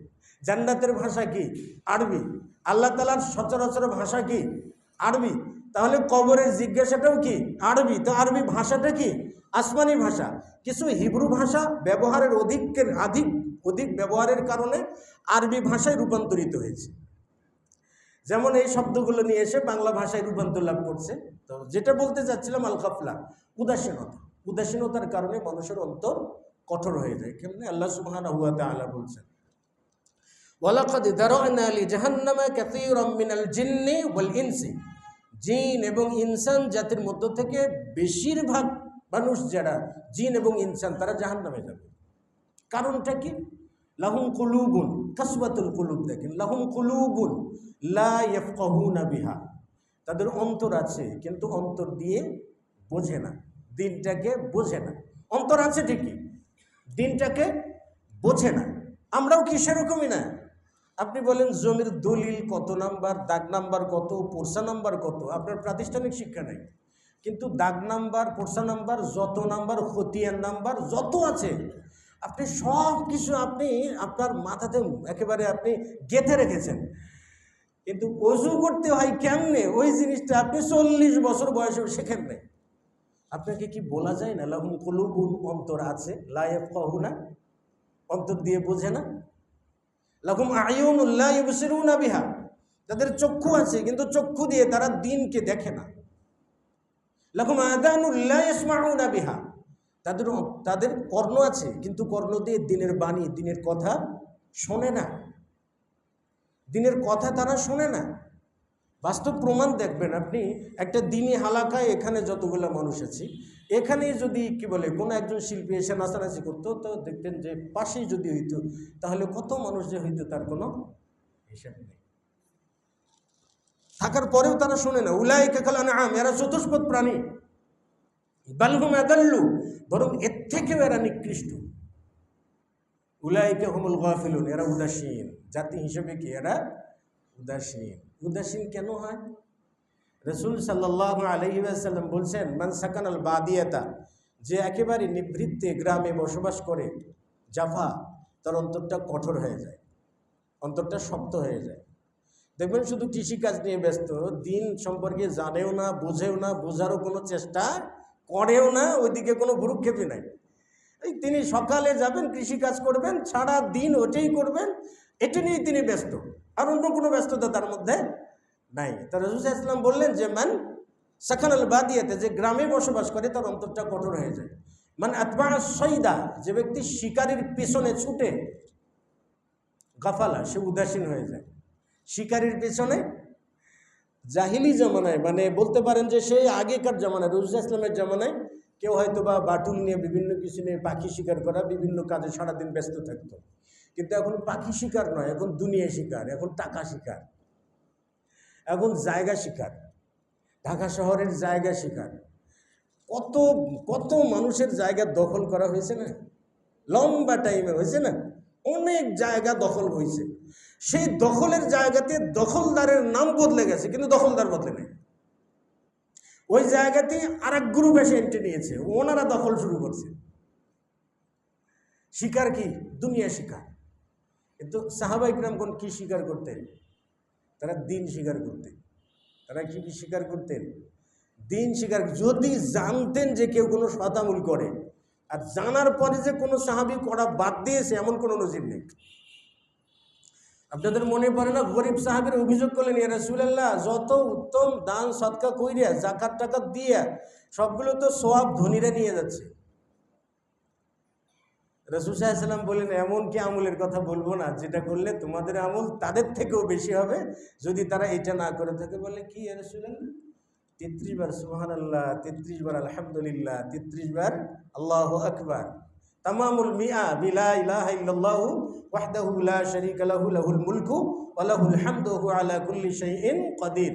এটা যখন বলে দিলেন, গরিব সাহাবীরা বলা শুরু করলো, ধনী সাহাবীরা জানার পরে আবার তারা শুরু করে দিয়েছে। গরিব সাহাবীরা এসে বলছেন, ইয়া রাসূলুল্লাহ, ধনীরাও তো শুরু করলো, এখন কি করা যায়? দেখেছেন, অলসতা নাই, ওজোর আপত্তি নাই, করা শুরু করেছে, জেনেছে। বলে কি রাসূল সাল্লাল্লাহু আলাইহি ওয়াসাল্লাম বলছেন, তো শুরু হয়ে গেছে। তখন নবী সাল্লাল্লাহু আলাইহি ওয়াসাল্লাম বলেন কি, যালিকা ফাদলুল্লাহ ইউতিহি মান ইয়াশা, এটা আল্লাহ তাআলার অনুগ্রহ, আল্লাহ যাকে দান করে। সাহাবা ইকরামগণ স্বীকার করতেন কি? আমল, দিন, এটা স্বীকার করতেন। আবু দারদা রাদিয়াল্লাহু তাআলা আনহু বলছেন যে আবু দারদার কাছে একটা লোক আসছিল কোত্থেকে জানেন? দামেস্কের মসজিদে আসছিল মদিনা থেকে। মদিনা থেকে দামেস্কের মসজিদে আসছেন কি? তিনি শুনেছেন যে আবু দারদার কাছে একটা হাদিস আছে। কয়টা হাদিস? একটা হাদিস আছে কার কাছে? আবু দারদার কাছে। এই জন্য তিনি মদিনা থেকে সফর করে কোথায় আসছেন? সিরিয়াতে আসলেন ওই একটা হাদিস শিখবার জন্যে। সাহাবায়ে কেরাম কি স্বীকার করতেন? রাসূল সাল্লাল্লাহু আলাইহি ওয়াসাল্লামের হাদিস। আর আমরা স্বীকার করি সব নাজায়েজ কাজগুলা। তো বলতে চাচ্ছিলাম যে গাফলা, উদাসীনতা, আমাদের প্রতি উদাসীনতা ভর করেছে। দুই নম্বর কারণ হলো ইশতিগালু ফি দুনিয়া, দুনিয়াদারিত্বের ব্যাপারে মশগুল থাকা, ব্যস্ত থাকা। সব সময় দুনিয়াদারি নিয়ে ব্যস্ত। মানে আমার টাকা আছে, আরো লাগবে, আরো লাগবে, আরো লাগবে। দুনিয়াদারির ভিতরেই জন্য যাবতীয় পরিকল্পনা। আপনি আপনার পরিকল্পনা দিয়ে চিন্তা করুন। আপনি যদি একটা ব্যবসা প্রতিষ্ঠান দাঁড় করান, আপনি 200 বছরের পরিকল্পনা করেন। চিন্তা করেন, আপনার বয়স হয়েছে 60, তাহলে গড় আয়ু হিসাব করলে আপনার বয়স কিন্তু আর নাই, তাই না? আপনার বয়স কিন্তু নেই। যা বাঁচবেন বোনাস বাঁচবেন, তাই না? হয়তো 10 বছর বাঁচবেন, ভাগ্য ভালো হলে 100 বছর বাঁচবেন, সর্বোচ্চ না তাহলে 60-এর উপরে 40 বছর বাঁচলেন, তাই না? কিন্তু আপনার ব্যবসায়িক পরিকল্পনাটা কত? 200 বছরের। তার মানে আপনার 60 আরো 200 বছর, 260 বছর আপনি বাঁচতে চান। কি আপনার পুরো জীবনটা কি ব্যস্ততায় দুনিয়াদারির ভিতরে না? দুনিয়াদারির ভিতরে। তো মুহাম্মদ রাসূলুল্লাহ ঘুম থেকে উঠেছেন, পাঁজরে খেজুরের পাতার যে আঁশগুলো আছে না, দাগ উঠেছে পাঁজরে, কি পিঠে দাগ উঠেছে। খালিদ সাইফুল্লাহ রাদিয়াল্লাহু তাআলা আনহু, কোনো বর্ণনায় এসে আব্দুল্লাহ বিন মাসউদ রাদিয়াল্লাহু তাআলা, কোনো কোনো ক্ষেত্রে আছে উমর বিন খাত্তাব রাদিয়াল্লাহু তাআলা আনহু। এটা দেখে কেঁদে ফেললেন এবং প্রস্তাব করছিলেন যে ইয়া রাসূলুল্লাহ, আপনি অনুমতি দিন, আপনার চাদরটাকে 2 পরল করে বেড়ে দেই। একটাই চাদর, কিন্তু ওটা কি 2 পরলা করে একটু মোটা চাদর এনে দেবে, যাতে পিঠে দাগ না পড়ে। নবী সাল্লাল্লাহু আলাইহি ওয়াসাল্লাম কি বললেন জানেন? মালি ওয়ালি দুনিয়া, ভাই আমার সাথে দুনিয়ার কি সম্পর্ক আছে? হ্যাঁ, আমার সাথে তো দুনিয়ার কোনো সম্পর্ক নাই। তার মানে কি জানেন? এই চাদরটাও 2 পরলা করা লাগবে না তার জন্য। আর আমাদের একটু যদি চিন্তা করে দেখি, আমরা কোথায়? রাসূল সাল্লাল্লাহু আলাইহি ওয়াসাল্লামের উম্মত হিসেবে কি আমরা আছি আদৌ? এটা কখনো সম্ভব নয়। মুহাম্মদ রাসূলুল্লাহ সাল্লাল্লাহু আলাইহি ওয়াসাল্লাম কি আর আসবেন না? তবে যদি বলা হয়, যদি মুহাম্মদ রাসূলুল্লাহ এই জামানায় আসতেন, তাহলে অবশ্যই তিনি বলতেন, আল্লাহি, আল্লাহর কসম, এই জাতি আমার উম্মত না, এই জাতি আমার উম্মত না, এই উম্মতের জন্য আমি আসি নাই। এত রক্ত, এত সাহাবী কুরবানি করেছে, এই উম্মতের জন্য না। ভাই, আমরা এমন একটা পর্যায়ে চলে গেছি, দুনিয়াদারিত্বের পিছনে আমরা ছুটছি, যেটা আমাদেরকে উদাসীন করে ফেলছে, গাফেল করে ফেলছে, অন্তরটাকে শক্ত করে দিয়েছে। দুনিয়ার পিছনে ছুটতেই মন চায়। চিন্তা, এখানে যারা উপস্থিত রয়েছেন ভাই, অনেকেই সম্পদশালী আছে, কিন্তু হিসাব করে কেউ কি যাকাত দেয়? কেন জানেন? উদাসীনতা। কারণ ধর্ম পালনে উদাসীনতা, এই উদাসীনতা আমার অন্তরটাকে শক্ত করে দিয়েছে। ধর্ম পালনের ক্ষেত্রে কি দিনটাকে অগ্রাধিকার দিয়েছি, যেটা আমাকে অন্তরটাকে শক্ত করে দিয়েছে। এজন্য যাকাত দেওয়ার মতো কোনো মন মানসিকতা আমার নাই। একটাবারে হিসাব করে দেখুন না, এই মোবাইলে 100 টাকার যদি আপনি কথা বলেন, তো 22.5 থেকে 23 টাকা কে কাটে? ভ্যাট কাটে। 22.5 থেকে 23 টাকা ভ্যাট কাটে। যারা ভ্যাট কাটে, গভর্নমেন্ট তো ভ্যাট কাটে, সে কি বলছে যে একজন ফকির মানুষ 3 দিন যাবৎ ভিক্ষা করে 100 টাকা জমিয়ে তারপর মোবাইলে ঘুরেছে, কাজে ওর ভ্যাটটা না কাটা হোক, এটা কি বলেছে কেউ? হ্যাঁ, নাকি আপনি তোলার সাথে সাথেই ভ্যাট কাটা শুরু হয়েছে? না, আপনি কথা বলবেন ভ্যাট কাটবে। দেখেন স্বৈরাচার কাকে বলে। দেখেন আমরা যে বোকা, তাহলে সে কিন্তু ভ্যাট কাটছে। আপনি যদি 500 টাকার কথা বলেন, তার মানে কি 120 টাকা থেকে 130 টাকা ভ্যাট কাটবে। দেখেন, এখানে কিন্তু কোনো কিন্তু কিনাই নিসাব নাই। আপনার টাকা থাকুক বা না থাকুক সেটাও কিন্তু নয়। কিন্তু শরীয়ত আপনার উপরে যাকাত ফরজ করার ক্ষেত্রে হিসাব করেছে কি জানেন? 7.5 ভরি স্বর্ণের মূল্যের সমান টাকা যদি আপনার ব্যবসায়িক পুঁজিতে থাকে এবং সেটা যদি বর্ধনশীল হয়, চিন্তা করছেন, বর্ধনশীল হয়, 7.5 ভরি স্বর্ণের সমান মূল্য যদি থাকে, সেটার উপর আবার 1 বছর যেতে হবে। 1 বছর যাওয়ার পর যদি এই অর্থটা টেকে, 1 বছর যাওয়ার পরে কমে গেছে, আপনার উপর যাকাত ফরজ না। 1 বছর যাওয়ার পরে যদি এটা টেকে, অথবা 52 ভরি রূপা কিংবা 200 দিরহাম রূপার সমান যদি আপনার টাকা হয়, তার উপর যদি 1 বছর অতিক্রান্ত হয়, তারপরে যে জাকাত আবার ফরজ করেছেন আল্লাহ তাআলা, সেটা আবার কি জানেন? শতকরা 25 টাকা না, শতকরা 2.5 টাকা।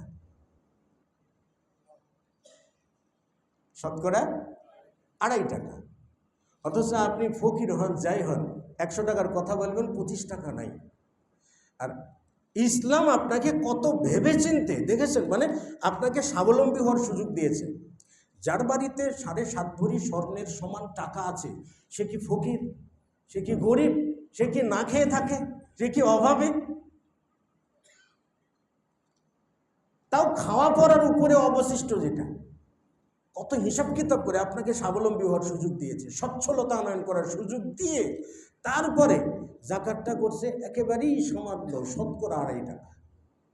মানে আপনি 1 কোটি টাকার মালিক হলে 2.5 লাখ টাকা জাকাত দিতে হবে। আর আপনি যদি 1 বছরে 1 কোটি টাকার কথা বলেন, তাহলে কত?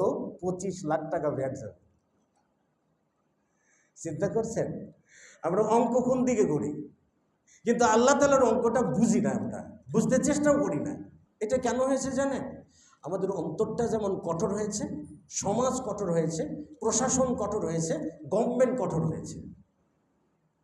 এজন্য প্রত্যেকটা সেক্টর স্বৈরাচার। আমাদের দেশের জনগণের জন্য যতগুলো সেক্টর আছে, প্রত্যেকটা সেক্টর স্বৈরাচার। কেন জানেন? জনগণ আমরা দিন পালন করি না।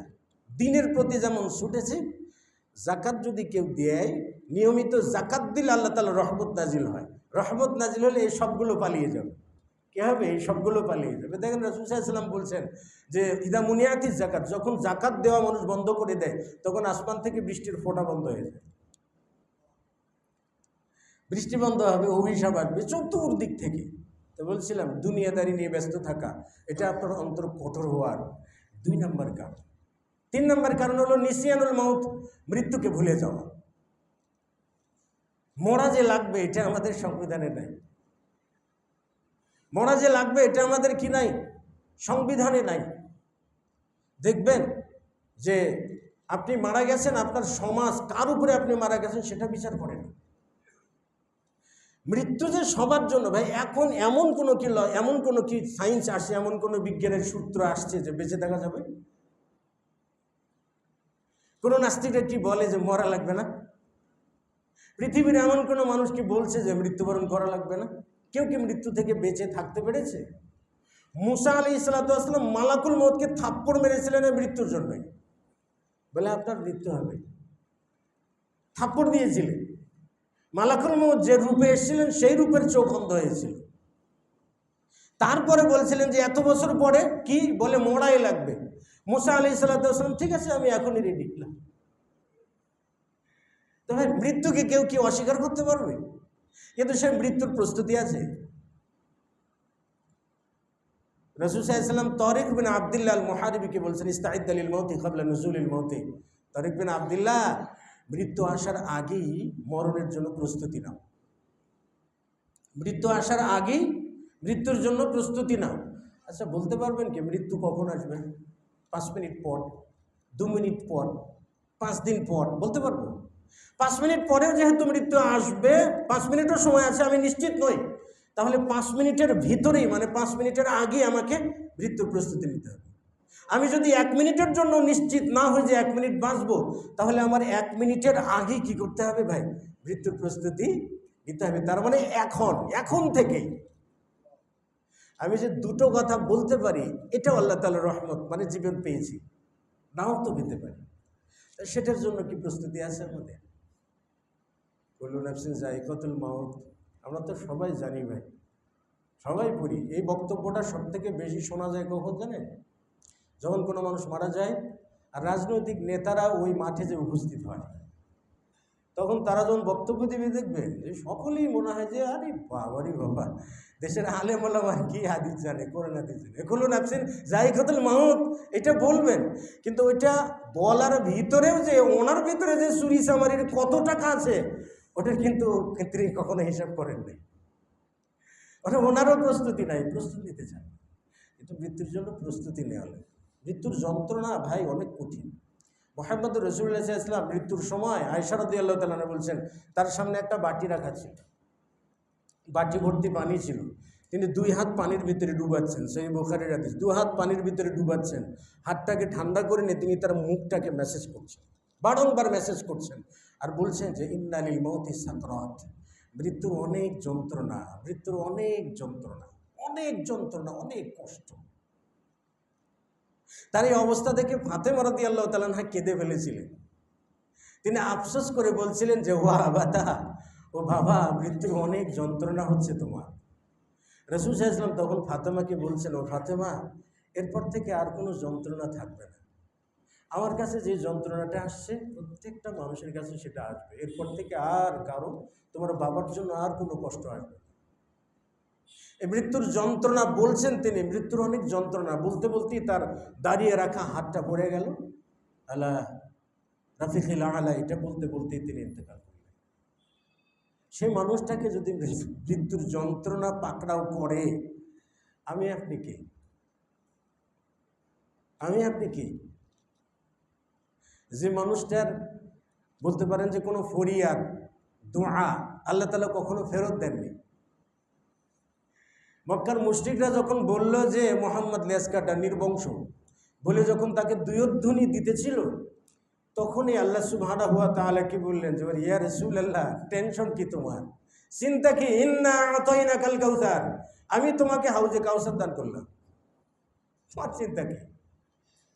হাউজে কাউসারের পান পাত্র, গ্লাস পান পাত্র আসমানের তারকার সংখ্যার সমপরিমাণ। কিয়ামতের দিন একচ্ছত্র তিনি যাকে দেবেন পান করবে, যাকে দেবেন না সে পান করতে পারবে। আপনার টেনশন কি? বলছিলাম যার কখনো কোনো কষ্ট তিনি হজম করতে পারতেন না, আল্লাহ তাআলা সহ্য করতে পারতেন না। পূর্বে বলেছি আবু লাহাব কি বলেছিল, তাব্বান লাকা ইয়া মুহাম্মদ, এটা বলার পরপরই আল্লাহ তাআলা ওটা সহ্য করতে পারেন নাই, বলে দিলেন কি তাব্বাত ইয়াদা আবি লাহাবি ওয়া তাব। তার সুরক্ষাটা মুহাম্মদ রাসূলুল্লাহ সাল্লাল্লাহু আলাইহি ওয়াসাল্লামের উপরে এতটাই জোরালো যে কোনো জায়গা থেকে কোনো অপমানিত হলে অপদস্থলে তার জবাব তৎক্ষণাৎ চলে আসত। সেই মানুষটা যখন মারা যাচ্ছেন, আল্লাহ তাআলার এত প্রিয় বান্দা, এত ভালোবাসেন তাকে, রাসূল সাল্লাল্লাহু আলাইহি ওয়াসাল্লাম বলছেন মৃত্যুর অনেক যন্ত্রণা, তাকে মৃত্যুর যন্ত্রণা ধরছে, আমাকে ধরবে না? ভাই আমার কি প্রস্তুতি আছে? উমর বিন খাত্তাব রাদিয়াল্লাহু তাআলা কাব আল আহবারকে বলছিলেন, হাদ্দিসনা আনিল মাউতি, কাব আল আহবার বলো না মৃত্যু কাকে বলে, মৃত্যু কি জিনিস বলো। তখন কাব আল আহবার বললেন, ইয়া আমিরুল মুমিনিন, ইন্নাল মাউতা কাল হুসনি জি কাসীর শাওকাতে, অনেক কাঁটা যুক্ত, কাঁটা বিদ্ধ করা একটা ডালের মতো মৃত্যু। যে ডালটা জীবিত মানুষের পেটে ঢুকে দেওয়া হলো, একটা মোচড় দিয়ে টেনে বের করা হলো, নাড়ি ভুড়ি ছিঁড়ে কিছু ডালের সঙ্গে আসলো আর কিছু অংশ পেটে থেকে গেল। তিনি বলেন আল মাউতু আশাদ্দু মিন যালিক, মৃত্যু এর থেকেও কঠিন, ইয়া আমিরুল মুমিনিন, এর থেকেও কঠিন মৃত্যু। ওটার জন্য ভাই কি প্রস্তুতি আছে? হ্যাঁ, কাসওয়াতুল কুলুব, প্রস্তুতি নাই কেন ভাই? অন্তরটা অনেক কঠিন, মৃত্যুর কথা মনে হয় না। যত বলি মৃত্যুর কথা বলি, জবান দিয়ে বলি, কিন্তু অন্তর থেকে অনুভব করি না এর যন্ত্রণাটা, এর কষ্টটা। এটা কত বড় পরীক্ষা, এটা আমরা অন্তর দিয়ে কি করি না, অনুভব করি না, বোঝারও চেষ্টা করি না। এর জন্য রাসূল বলেন ইস্তাইদ্দা লিল মাউতি ক্বাবলা নুজুলিল মাউতি, মৃত্যু আসার আগে মৃত্যুর জন্য প্রস্তুতি গ্রহণ করো। বলছিলাম নিসিয়ানুল মাউত, মৃত্যুকে ভুলে যাওয়া, ভুলে যায় যে মৃত্যুর পরে কবরে প্রবেশ করব, বারজাখিতে প্রবেশ করব, সেই জামানাটা কেমন জানা নেই, অনুভব করার কোনো ক্ষমতাও নেই আমাদের।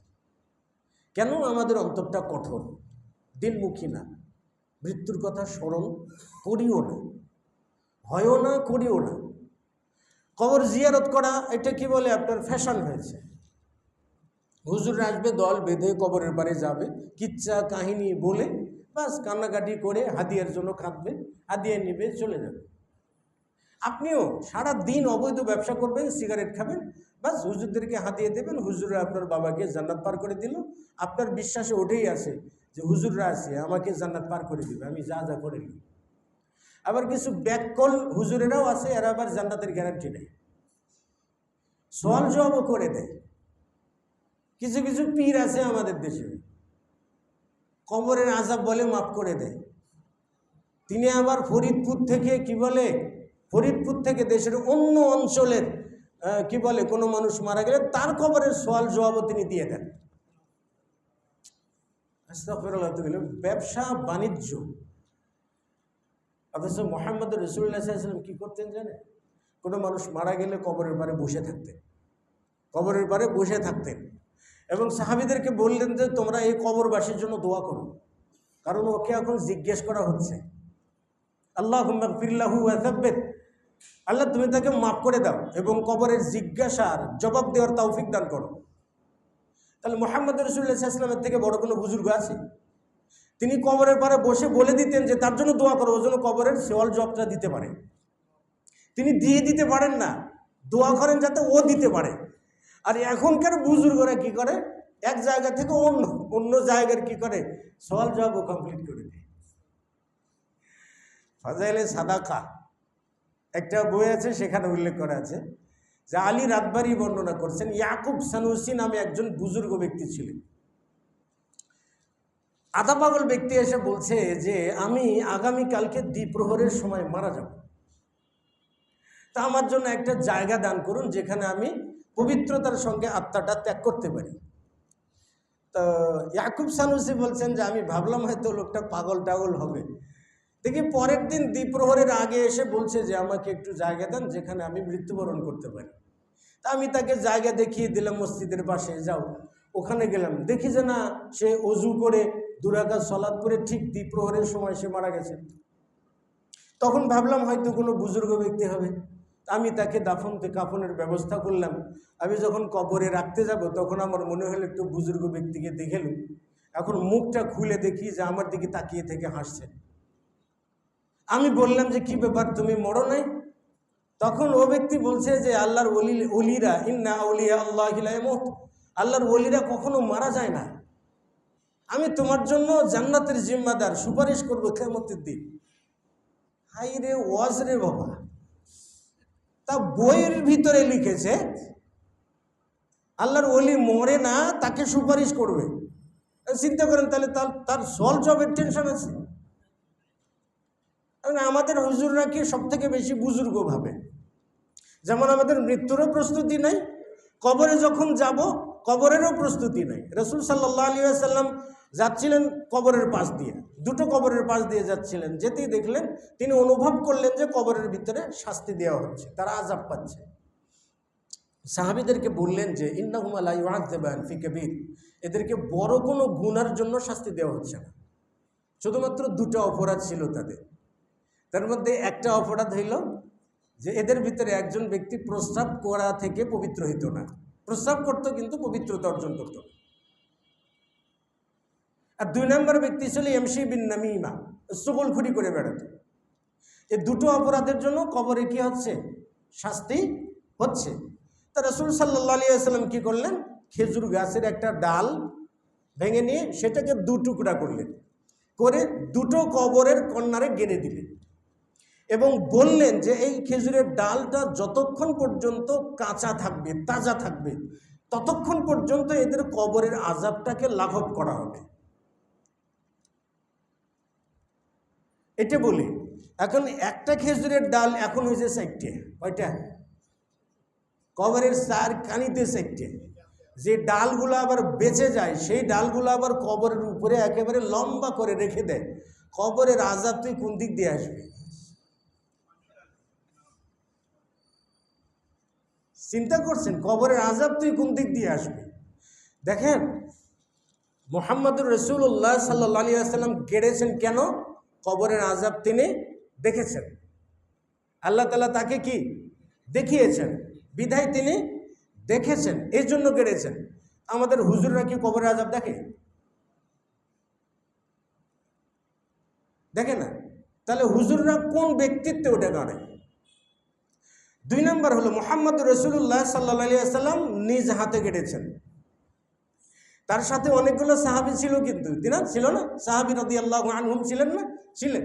তিনি চাইলেই তো বলতে পারতেন যে আবু বকর তুমি কেটে দাও, উমর তুমি কেটে দাও, বলতে পারতেন না? আবু হুরায়রা তুমি কেটে দাও, বলতে পারতেন তো। কাউকেই দিলেন না, নিজে করলেন। মানে কি? নিজের মুজিজার হাতে কেটেছেন, তাই না? নিজের কি মুজিজার হাতে কেটেছেন, বিধায় কবরের আযাব লাঘব হবে। এখন রাসূল সাল্লাল্লাহু আলাইহি ওয়াসাল্লামের থেকে বড় মুজিজাধারী কোন বুজুর্গ ছিল যে তিনি একটা না 4টা গাড়েন? ভাই, শরীয়তটাকে এরকম করেই কাটছাট করা হয়েছে কেন? নিসিয়ানুল মাউত, মৃত্যুকে আমরা ভুলে গেছি, আর হুজুরদের মাধ্যমে আমরা যাতে পার পেয়ে যাই, এইরকম একটা, তো এইরকম একটা চিন্তা চেতনা আমাদের ভিতরে ঢুকেছে। শর্টকাটে বলছি, আপনার কলবকে নরম করতে হলে শক্ত অন্তরটাকে নরম করবেন কিভাবে? 3 নম্বর কারণ হলো আদমু রাহমাতুল খালক, আল্লাহর সৃষ্টিকুলের প্রতি দয়া না করা। আল্লাহর সৃষ্টিকুলের প্রতি কোনো ধরনের দয়া না করা, অনুগ্রহ না করা, এটার জন্য অন্তরটা কি হয়ে যায়? কঠোর হয়ে যায়। সৃষ্টিকুল বলতে কি? সৃষ্টির সেরা জীব কারা? মানুষ। মানুষের ভিতরে শ্রেষ্ঠ কারা? মা বাবা। তাহলে বর্তমান সময়ে মা বাবা সব থেকে অবহেলিত জাতি। যারা মা বাবার প্রতি অবহেলা করেন আর ঢেলাঢেলি করেন, ফুটবলের মতো বলে অমুক ছেলে খাওয়াবে, অমুক ছেলে খাওয়াবে, অমুক ছেলে খাওয়াবে, অমুক ছেলে খাওয়াবে, এদের অন্তরটা কি পাথরের থেকেও শক্ত। তাদের প্রতি ইহসান করা হয় না, তাদের প্রতি রহম করা হয় না। মুহাম্মদ রাসূলুল্লাহ সাল্লাল্লাহু আলাইহি ওয়াসাল্লাম বলছেন, লা ইয়ারহামিল্লাহু মান লা ইয়ারহামুন নাস। আল্লাহ তার প্রতি দয়া করেন না যে মানুষের প্রতি দয়া করেন না। আল্লাহ তার প্রতি অনুগ্রহ করেন না যে মানুষের প্রতি অনুগ্রহ করেন না। আমাদের মানুষের প্রতি দয়া হয় না। গরিব মানুষ গরিব হচ্ছে, রাস্তার পাশের মানুষ না খেয়ে থাকতে থাকতে থাকতে থাকতে মারা পড়ছে, আমাদের কখনো অনুভূতিতে জাগে না ওকে কিছু খাবার দাও। আমাদের অনুভূতিতে জাগে না যে ওকে একটু পানি পান করাও। অনুভূতিতে জাগে না যে ওকে একটু স্বাবলম্বী করে দাও। ভাই, ঢাকা শহরে যতগুলো ফকির বা ভিক্ষুক আছে, যাদের ঘর বাড়ি নাই, ঢাকা শহরের যারা ধনাঢ্য মানুষ আছে, তারা চাইলেই কি পারবেন না? তাদের মাত্র একদিনের ইনকাম হইলে সবকটাকে লাখপতি করে দেওয়া যাবে, কিন্তু মন নাই ভাই, সেরকম কোনো মন নাই। উসমান রাদিয়াল্লাহু তাআলা আনহু সফর থেকে আসলেন, ব্যবসায়িক সফর থেকে আসলেন, তখন মদিনাতে দুর্ভিক্ষ চলছে। আবু বকর রাদিয়াল্লাহু তাআলা আনহু তখন খলিফা। দুর্ভিক্ষ চলছে, আর উসমান রাদিয়াল্লাহু তাআলা আনহু ইয়ামান থেকে ব্যবসা করে আসছেন। 1000 উট তিনি লাভ করেছেন। ব্যবসা হয়েছে কত? 1000 উট তিনি ব্যবসা করেছেন। তিনি যখন মদিনায় এসেছেন, তখন মদিনার যারা ব্যবসায়ী আছে, তারা এসে উসমান রাদিয়াল্লাহু তাআলা আনহুকে বলছেন যে আমরা আপনাকে দ্বিগুণ মূল্য দেব, দেন আমাদেরকে। আর এক দল এসে বলছে যে উনি যা দেবেন তার থেকে দ্বিগুণ দেব, দেন আমাকে। একের পর এক ব্যবসায়ী আসছে। উসমান রাদিয়াল্লাহু তাআলা আনহু সর্বশেষ বললেন, তোমরা আমাকে যত দিনার দিরহাম দাও না কেন, আমি আমার এবারের ব্যবসায় যে লাভ যে হয়েছে উটগুলা, এই উটগুলো আমি বিক্রি করব না। কারণটা হলো মদিনাতে দুর্ভিক্ষ চলছে। দুর্ভিক্ষ কবলিত মানুষগুলোর জন্য আমি 1000 উটকে সাদকা করে দেব। সুবহানাল্লাহ। ভাই, মানুষই তো এরকম। মনটা কি দেখেছেন? হ্যাঁ, মনটা কি দেখেছেন? মানুষের প্রতি তার দয়া কত আর ভালোবাসা কত। দেখেন, কাসওয়াতুল কুলুব কাকে বলে? সেই রকম একটা মানুষকে নির্মমভাবে হত্যা করা হলো, নির্মমভাবে খুন করা হলো। কারা করলো ভাই? খারেজিরা করলো। যারা মারলো তাদের অন্তরে কি দয়া আছে? হ্যাঁ, উসমান রাদিয়াল্লাহু তাআলা বললেন যে ওই মদিনাবাসী, তোমরা যে কূপ থেকে পানি পান করো, সেই কূপটা আমি কিনে দিয়েছিলাম যখন তোমাদের পানি পান করার মতো ব্যবস্থা ছিল না। রাসূল সাল্লাল্লাহু আলাইহি ওয়াসাল্লাম বলছিলেন যে এই কূপটাকে কে কিনে দেবে? উসমান রাদিয়াল্লাহু তাআলা বলেন, সেই কূপটাকে আমি কিনে দিয়েছিলাম, আর সেই কূপের পানি তোমরা আজকে আমাকে পান করতে দিচ্ছ না। অন্তর কাসওয়াতুল কুলুব, অন্তরের কাঠিন্যতা একই জায়গায়, আবার একই জায়গায় তদানীন্তন সময়ের সব থেকে দয়াবান মানুষটা, যে মানুষটা সারাটা জীবন তার সমস্ত অর্থ মুসলিমদের কল্যাণে দান করেছে। বলছিলাম, মানুষের প্রতি যে দয়া করে না, আল্লাহ তাআলা তার প্রতি দয়া করেন। আপনার অন্তরের কাঠিন্যতা দূর করার জন্য প্রথম যে উপায়, সেটা হইল আল্লাহ তাআলার কাছে দোয়া করতে হবে। আল্লাহ তাআলার কাছে দোয়া করতে হবে। মুহাম্মদ রাসূলুল্লাহ সাল্লাল্লাহু আলাইহি ওয়াসাল্লাম প্রতিদিন দোয়া করতেন, আল্লাহুম্মা ইন্নী আউযু বিকা মিন কলবিন, আল্লাহ ওই অন্তর থেকে আমি আশ্রয় চাই যেই অন্তরটা হক গ্রহণ করেন। জ্ঞান, সেই জ্ঞান থেকে আশ্রয় চাই যে জ্ঞান দ্বারা জাতি উপকৃত হয় না। তাহলে রাসূল সাল্লাল্লাহু আলাইহি ওয়াসাল্লাম নিজের অন্তর থেকে তিনি সব থেকে বেশি যে দোয়াটা করতেন, ইয়া মুকাল্লিবাল কুলুব সাব্বিত কলবি আলা দীনিক, হে অন্তরের পরিবর্তনকারী, আমার অন্তরটাকে দ্বীনের উপরে অটুট রাখো। ইয়া মুসাররিফাল কুলুব সাররিফ কলবি আলা তাআতিক, হে অন্তরের পরিবর্তনকারী, আমার অন্তরটাকে তোমার আনুগত্যের উপর অবিচল রাখো। আয়েশা রাদিয়াল্লাহু তাআলা আনহা জিজ্ঞেস করলেন, ইয়া রাসূলুল্লাহ, আপনি এই দোয়াটা এতবার পড়েন কেন? বারবার আপনি এই দোয়া পড়েন, এত বেশি পড়েন কেন? রাসূল সাল্লাল্লাহু আলাইহি ওয়াসাল্লাম বলেন, আয়েশা, সমস্ত মানুষের অন্তরটা আল্লাহ তাআলা 2 আঙ্গুলের মধ্যে আছে, 2 আঙ্গুলের মধ্যে আছে। আল্লাহ তাআলা যে কোনো সময় চাইলেই সে অন্তরটা পরিবর্তন করে দিতে পারে। তা আমার অন্তর হেদায়েতের উপর আছে, কখনো যাতে বেহেদায়েত না হয়। এই জন্য বারংবার দোয়া করেন, ইয়া মুকাল্লিবাল কুলুব সাব্বিত কলবি আলা দীনিক, ইয়া মুসাররিফাল কুলুব সাররিফ কলবি আলা তাআতিক। ভাই, আমরা তো দোয়া করি না, আমরা দোয়াও করি না, আবার নিজেরা যে যার জায়গা থেকে বলে আমি একদম সঠিক হক, আরেকজন বলে আমি একদম সঠিক হক, আমার বাইরে কোনো হক নাই। মুহাম্মদ রাসূলুল্লাহ যেখানে দুরু ভাব নিয়ে থাকতেন, দোয়া করতেন আল্লাহ তাআলার কাছে। তাহলে প্রথম পদক্ষেপ হলো আল্লাহ তাআলার কাছে দোয়া করতে হবে। দ্বিতীয় পদক্ষেপটা হলো কি করতে হবে? ইস্তিগফার করতে হবে, ক্ষমা চাইতে হবে আল্লাহর কাছে। আল্লাহ, জীবনে অনেক পাপ করেছি, ক্ষমা করে দাও, অনেক পাপ করেছি, ক্ষমা করে দাও। আল্লাহ তাআলা ক্ষমা করে দেবে। তিনি বলছেন যে লা উবালি, বান্দা যখন ক্ষমা চাও, কত পাপ করেছে আমি পরোয়া করি না, সমস্ত পাপ তাকে মাফ করে দিই। সারা জীবন পাপ করবেন, আল্লাহর কাছে ক্ষমা চাইবেন, আল্লাহ মাফ করে দেবেন। আমর বিন হুবাইস নামক একজন সাহাবী ছিলেন, ইহুদি ছিল, মুনাফিক ইহুদি ছিল, সে সুদের ব্যবসা করত। উহুদ যুদ্ধের আগে তিনি ইসলাম গ্রহণ করেনি। যখন উহুদ যুদ্ধে সাহাবীরা, তার ভাই ব্রাদার সবাই উহুদ যুদ্ধে গেছে, সে তখন জিজ্ঞেস করছে অমুক কোথায়, বলে উহুদ যুদ্ধে গেছে। সেও যুদ্ধে গেছে, অনুভূতিতে জেগেছে, যুদ্ধে গেছে। তো যুদ্ধে যাওয়ার পরে যুদ্ধও করেছে, করে আহত হয়ে মারা গেছে। রাসূল সাল্লাল্লাহু আলাইহি ওয়াসাল্লামের কাছে ওই ব্যক্তির বিষয়ে বলা হলে, রাসূলুল্লাহ, অমুক ব্যক্তি যুদ্ধে আসছিল এবং সে তাওবা করেছে, মারাও গেছে। কথা হয়েছিল সাহাবীদের সাথে, তুমি কি দ্বীনের প্রতি উৎসাহী হয়ে আসছো নাকি আমাদের বিরুদ্ধে আসছে? সে বলছিল আমি দ্বীনের প্রতি উৎসাহী হয়ে আসছি। তখন নবী সাল্লাল্লাহু আলাইহি ওয়াসাল্লাম বলছেন, ইন্নাহু মিন আহলিল জান্নাহ, সে জান্নাতের অধিবাসী। রাসূল সাল্লাল্লাহু আলাইহি ওয়াসাল্লাম তার জানাজার সালাত আদায় করলেন। তার মানে দেখেন, সে জীবনে এক ওয়াক্ত সালাতও পড়ে নাই, একটা সূরাও সে মুখস্থ করে নাই, কোনো দোয়াও মুখস্থ করে নাই, ওযু করাও জানে নাই। আল্লাহ তাআলা তাকে মাফ করে দিয়েছেন। এই জন্য সারা জীবন যত অন্তরের কাঠিন্যতা ধরে রেখেছেন, আল্লাহর কাছে তাওবা করুন, ইস্তিগফার করুন, আল্লাহ মাফ করে দেবেন। 3 নম্বর হলো সব থেকে বেশি মৃত্যুকে স্মরণ করুন। যে কোনো সময় মৃত্যু আসতে পারে। এই মৃত্যু থেকে কেউ পালিয়ে যেতেও পারে না, আমিও পালাতে পারবো না, কেউ পালাতে পারবে না। সে মৃত্যুকে বেশি বেশি স্মরণ করুন এবং এই মৃত্যু থেকে, মৃত্যুর যন্ত্রণা থেকে আল্লাহ তাআলার কাছে পানা চান। এই জন্য রাসূল বলছেন যে আমি তোমাদের কবর জিয়ারত করা থেকে নিষেধ করেছিলাম, কাজে তোমরা এখন কবর জিয়ারত করো, কারণ কবর জিয়ারত করলে মৃত্যুর কথা স্মরণ হয়।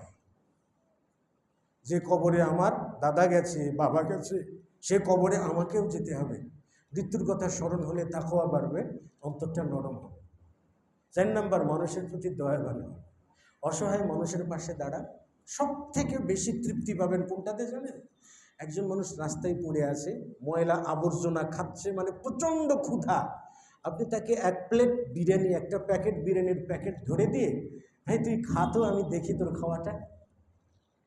আপনি ওর খাওয়াটা দেখুন, আল্লাহর ওয়াস্তে বলছি যে আপনার অন্তর তখনই নরম হয়ে যাবে, আপনি আনন্দ, টাকা থাকার আনন্দটা তখন অনুভব করতে পারবেন। অসহায় মানুষের পাশে দাঁড়ান, মানুষের প্রতি দয়া করুন, তাহলে কি হবে?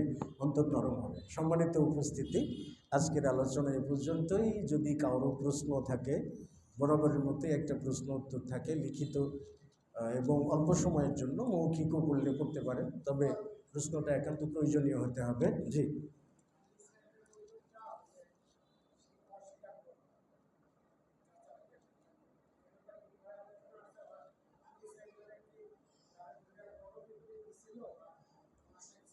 আচ্ছা। কোরআনুল কারিমে তাকে কি করা হয়েছে এই বিষয়টা উল্লেখ করা নেই, বরং সুম্মা কাসাত কুলুবুকুম, বনী ইসরাঈলীদের অন্তরটা যে কঠোর, এটার বর্ণনা দেওয়া হয়েছে। তবে তাফসীর কারকগণ বলছেন যে পরবর্তীতে তাকে মৃত্যুদণ্ড দেওয়া হয়, পরবর্তীতে তাকে হত্যা করা হয়, কারণ সে হত্যা করেছে। আর তাওরাতের বিধানও ছিল হত্যার বিনিময়ে হত্যা। কোরআনের যে বিধান ছিল তার থেকে কঠোর ছিল তাওরাতের বিধান। কেন? তাওরাতের আমরা তাওবা করি কি করে? আস্তাগফিরুল্লাহ ওয়া আতুবু ইলাইহি, আল্লাহ ভুল করেছি মাফ করে দাও, তাই না? শর্ত মেনে তাওবা করলে আলহামদুলিল্লাহ ক্ষমা পায়। কিন্তু বনী ইসরাঈলীরা কেউ যদি ভুল করতো তাহলে তরবারি নিয়ে একটা রুমে তরবারি দিয়ে কাটাকাটি করত, এটা তাদের তাওবা ছিল। গায়ের কোথাও প্রস্রাব লাগলে কেটে ফেলতে হতো। আমাদের প্রস্রাব লাগলে কি করা লাগে? ধৌত করে দেওয়া লাগে, ধৌত করলেই পরিষ্কার হয়ে যায়। তো তাদের বিধানটা আরও কঠোর ছিল, তাকে মৃত্যুদণ্ড দেওয়া হয়েছিল। যে জাযাকুমুল্লাহ খাইর, বারাকাল্লাহ। আর কোনো ভাই? জি,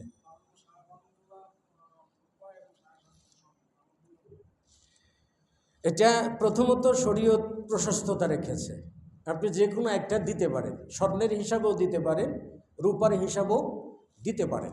তবে রূপার হিসাবে দিলে গরিব মিসকিন যারা জাকাতের যারা হকদার আছে তারা বেশি লাভবান হবেন, তারা বেশি উপকৃত হবেন এবং আপনার সম্পদটা খুব তাড়াতাড়ি পবিত্র হবে। কারণ রূপার হিসাবে আপনার অল্প টাকা হলেই কি জাকাতটা ওয়াজিব হয়ে যাবে। আর যখন অল্প টাকায় ওয়াজিব হলে তো আপনি যখন জাকাত দিলেন সম্পদটা পবিত্র হইল, তাহলে আপনি নিজে পরিবার নিয়ে পবিত্র খাবার খাইলেন। আবার যারা জাকাতের হকদার তারা একটু আগ বাড়িয়েই কি তাদের হকটা তাদের কাছে পৌঁছে গেল। এজন্য উলামা ইকরামগণ বলছেন স্বর্ণের হিসাবে দিতে পারে, তবে উত্তম হইল রূপার হিসাবে দেওয়া, কারণ এতে দারিদ্র ও অসহায় মানুষেরা লাভবান হবে। জি,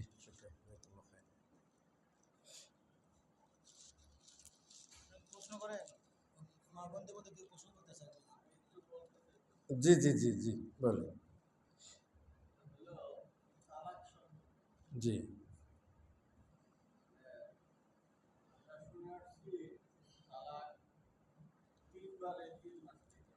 হুম,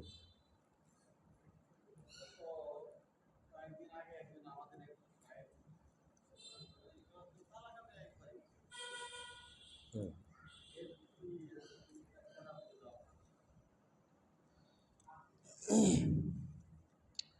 তালাকটা, তালাক যে বিষয়টা এটা এমনিতেই জটিল বিষয়। তো তালাকের যে বিষয়টা, তালাকের পদ্ধতি আছে। একটা হলো সুন্নাতি তালাক, যেটা সুন্নাহসম্মত, সেটা হলো 3 তুহুরে 3 তালাক দেওয়া। প্রথম তুহুরে তালাক দিয়ে স্ত্রীর সঙ্গে সঙ্গম, একই বিছনায় থাকা যাবে না। এরপরে দ্বিতীয় তুহুর আসলে দ্বিতীয় তালাক, তৃতীয় তুহুর আসলে তৃতীয় তালাক। এখানে উনি যেটা হয়তো বুঝাতে চেয়েছেন, আপনি প্রথম তুহুরে যে তালাকটা দিয়েছেন, কেমন তালাক দেওয়ার পরে প্রথম তুহুর চলে যাওয়ার পরে যখন দ্বিতীয় তুহুর এসেছে, দ্বিতীয় তুহুরে যদি আপনি স্ত্রীর সঙ্গে না থাকেন, স্ত্রীকে যদি ফেরত না নেন, তার সঙ্গে যদি না থাকেন, তাহলে দ্বিতীয় তুহুর অতিবাহিত হয়ে গেলে অটো তালাক পড়ে যাবে, আপনাকে আর তালাক বলতে হবে না।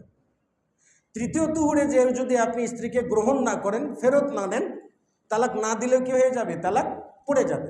এটা উনি বুঝাতে চেয়েছেন। তো তালাক পড়ে যাবে, এর জন্য একবার তালাক দিলে কি আপনাকে 3 তুহুরে যদি ফেরত না নেন, তাহলে একইভাবে কি 3 তালাকই পতিত হয়ে যাবে। আর এটা হলো তিনি বলেছেন। আচ্ছা, তো এটা হলো 3 তুহুরে 3 তালাক দেওয়া, এটা সুন্নাহ, সুন্নতি তালাক। রাসূল সাল্লাল্লাহু আলাইহি ওয়াসাল্লামের জামানায় একই বৈঠকে 3 তালাকেরও রেওয়াজ ছিল, মানে সাহাবা ইকরামগণ গরম হয়ে বলতেন আর কি। যেমন একজন সাহাবী রাসূল সাল্লাল্লাহু আলাইহি ওয়াসাল্লামের কাছে তার স্ত্রীর পরকীয়ার ব্যাপারে অভিযোগ করলেন। তো নবী সাল্লাল্লাহু আলাইহি ওয়াসাল্লাম বললেন যে ভেবে দেখো, তোমাদের কেউ তো মিথ্যাবাদী আছে, কেউ তো মিথ্যা কথা বলছে, হয় স্ত্রী বলছে না হয় স্বামী বলছে, লিআনের ব্যবস্থা এটা এসছে। তখন তিনি বলছেন যে ইয়া রাসূলুল্লাহ, আমি যদি স্ত্রীর ব্যাপারটাই যদি আমি কথা বলে থাকি, তাহলে আমি যদি তাকে তালাক না দিয়ে থাকি তাহলে আমি তার উপর মিথ্যা অপবাদ দিয়েছি। কথা বলার পরে তিনি একই বৈঠকে 3 তালাক দিয়ে দিলেন। তো একই বৈঠকে মানুষ রাগের মাথায় 3 তালাক দিত, কিন্তু সহিহ মুসলিমের বর্ণনায় এসে যে রাসূল সাল্লাল্লাহু আলাইহি ওয়াসাল্লামের জামানায়, আবু বকরের জামানায় এবং উমর বিন খাত্তাব রাদিয়াল্লাহু তাআলা আনহুমার জামানার অর্ধ খেলাফতকাল পর্যন্ত একই বৈঠকে 3 তালাক দিলেই 1 তালাক গণ্য হইত। তালাক হইতো একটা, 3 তালাক দিলেও, যেমন তিরমিজির বর্ণনায় আসে একই বৈঠকে 100 তালাক দিলেও 1 তালাকই গণ্য হবে। পরবর্তীতে উমর বিন খাত্তাব রাদিয়াল্লাহু তাআলা আনহু দেখলেন যে মানুষ তালাকটাই বেশি দেয় এখন। 3 তালাক দিয়ে যখন 3 তালাকে হয়, তখন কি মানুষ কি বলে, 3 তালাক দিলে যখন 1 তালাক হয়, ফেরত নেওয়ার সুযোগ হয়ে যায়, তখন মানুষ তালাক বেশি দেওয়া শুরু করলো, ফিতনা শুরু হয়ে গেল। তখন তিনি রাজনৈতিকভাবে কার্যকর করলেন, একই বৈঠকে 3 তালাক দিলেও 3 তালাক হয়ে যাবে।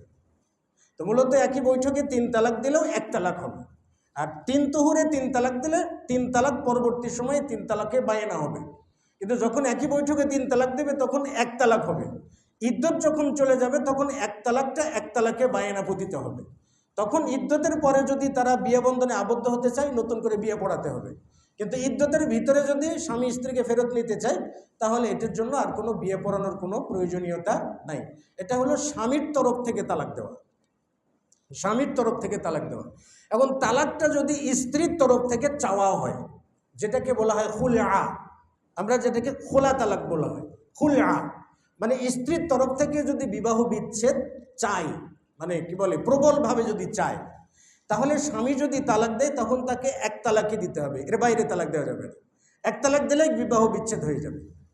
এটা হলো কি, যদি স্ত্রীর পক্ষ থেকে তালাক চাওয়া হয় তাহলে 1 তালাক, আর স্বামীর পক্ষ থেকে যদি তালাক দেওয়া হয় তাহলে সর্বোচ্চ তালাক হইল 3 তুহুরে 3 তালাক। আশা করি বুঝতে পেরেছি। জি, বাইন মানে সুস্পষ্ট, সুস্পষ্ট একেবারে কি বলে চূড়ান্ত তালাক যেটাকে বলে। হ্যাঁ,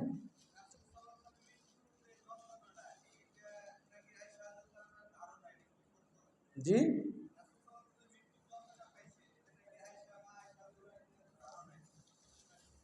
রাসূল সাল্লাল্লাহু আলাইহি ওয়াসাল্লামের মৃত্যুর যন্ত্রণার কথা আয়েশা রাদিয়াল্লাহু তাআলা আনহার ধারণা, এটা মিথ্যা কথা। কারণ কি, আয়েশা রাদিয়াল্লাহু তাআলা আনহা তখন তার বয়স কত ছিল? 18 থেকে 19 বছর। আর আরব মহিলাদের ব্যাপারে আয়েশা দারমিতে একটা বর্ণনা এসেছে, রাসূল সাল্লাল্লাহু আলাইহি ওয়াসাল্লামের স্ত্রী আয়েশা রাদিয়াল্লাহু তাআলা আনহা বলছেন যে যখন কোনো মহিলার বয়স 6 বা 9 হয়ে যেত তখন সে পূর্ণ যুবতী হয়ে যেত। এবং আয়েশা রাদিয়াল্লাহু তাআলা আনহা এটাও বলছেন 19 এবং 20 বছর বয়সে তখনকার মহিলারা নানি হতো। 19 এবং 20 বছর বয়সে তখনকার মহিলারা নানি হতো। তার মানে রাসূল সাল্লাল্লাহু আলাইহি ওয়াসাল্লাম যখন ইন্তেকাল করেন, আয়েশা রাদিয়াল্লাহু তাআলা আনহার যখন যে বয়সটা, এটা নানি হওয়ার বয়স। তাহলে এখন কি তিনি ভুল ধারণা করে বলেছেন বলেন তো? হ্যাঁ, এটার কোনো সুযোগ নাই, বরং ভুল আয়েশা রাদিয়াল্লাহু তাআলা ধারণা বলে একটা হাদিসকে অস্বীকার করা হবে, একটা হাদিসকে অসম্মান করা হবে। এজন্য এটা কখনো তার ধারণার উপর ভিত্তি করে ছেড়ে দেওয়া উচিত নয়। কারণ তিনি মৃত্যুর সময় আয়েশা রাদিয়াল্লাহু তাআলা আনহার ঘরেই ছিলেন, আয়েশা রাদিয়াল্লাহু তাআলার কোলে মাথা রেখেই ছিলেন। মৃত্যুর সময় আয়েশা রাদিয়াল্লাহু তাআলা আনহার কোলে মাথা রেখে বুকের সাথে চাপ দিয়েই তিনি ইন্তেকাল করেছেন। তাহলে তিনি ধারণা থেকে কি বলবেন বলেন তো? সব কিছুতে তিনি সচক্ষে দেখেছেন। এই জন্য এটা বলাও যাবে না, বিশ্বাসও করা যাবে না। শুকরান জাযাকুল্লাহ খায়র। জি, জি, হ্যাঁ, ও রফিকুল আ'লা, এটার দ্বারা রাসূল সাল্লাল্লাহু আলাইহি ওয়াসাল্লাম আল্লাহ তাআলাকে বুঝিয়েছেন। আপনি বলতে পারেন মৃত্যুর সময়ে, তবে সবথেকে যে বিষয়টা রাসূল সাল্লাল্লাহু আলাইহি ওয়াসাল্লামের কওলি যে কথাটা, সেটা হলো লাক্কিনু মাউতাকুম বিলা ইলাহা ইল্লাল্লাহ। মৃত্যুমুখে পতিত ব্যক্তিকে তোমরা লা ইলাহা ইল্লাল্লাহ বলার উপরে তালকিন দাও, এবং লা ইলাহা ইল্লাল্লাহ বলার উপরে যে ব্যক্তি মারা যাবে সে জান্নাতে প্রবেশ করলো। এজন্য আপনার জন্য সর্বোত্তম যে বিষয় সেটা হলো লা ইলাহা ইল্লাল্লাহ। চাইলে ওই আল্লাহুম্মা রাফিকাল আলা এটাও বলতে পারবেন, এতে কোনো সমস্যা নেই। তবে রাসূল সাল্লাল্লাহু আলাইহি ওয়াসাল্লাম আল্লাহ তাআলাকে উদ্দেশ্য করে বলছিলেন, আল্লাহ তাআলার সঙ্গে তার তো সবথেকে বেশি বন্ধুত্ব ছিল, তাই না? জি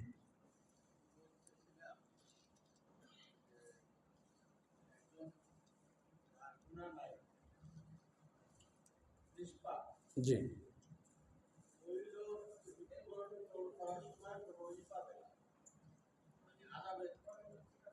হুম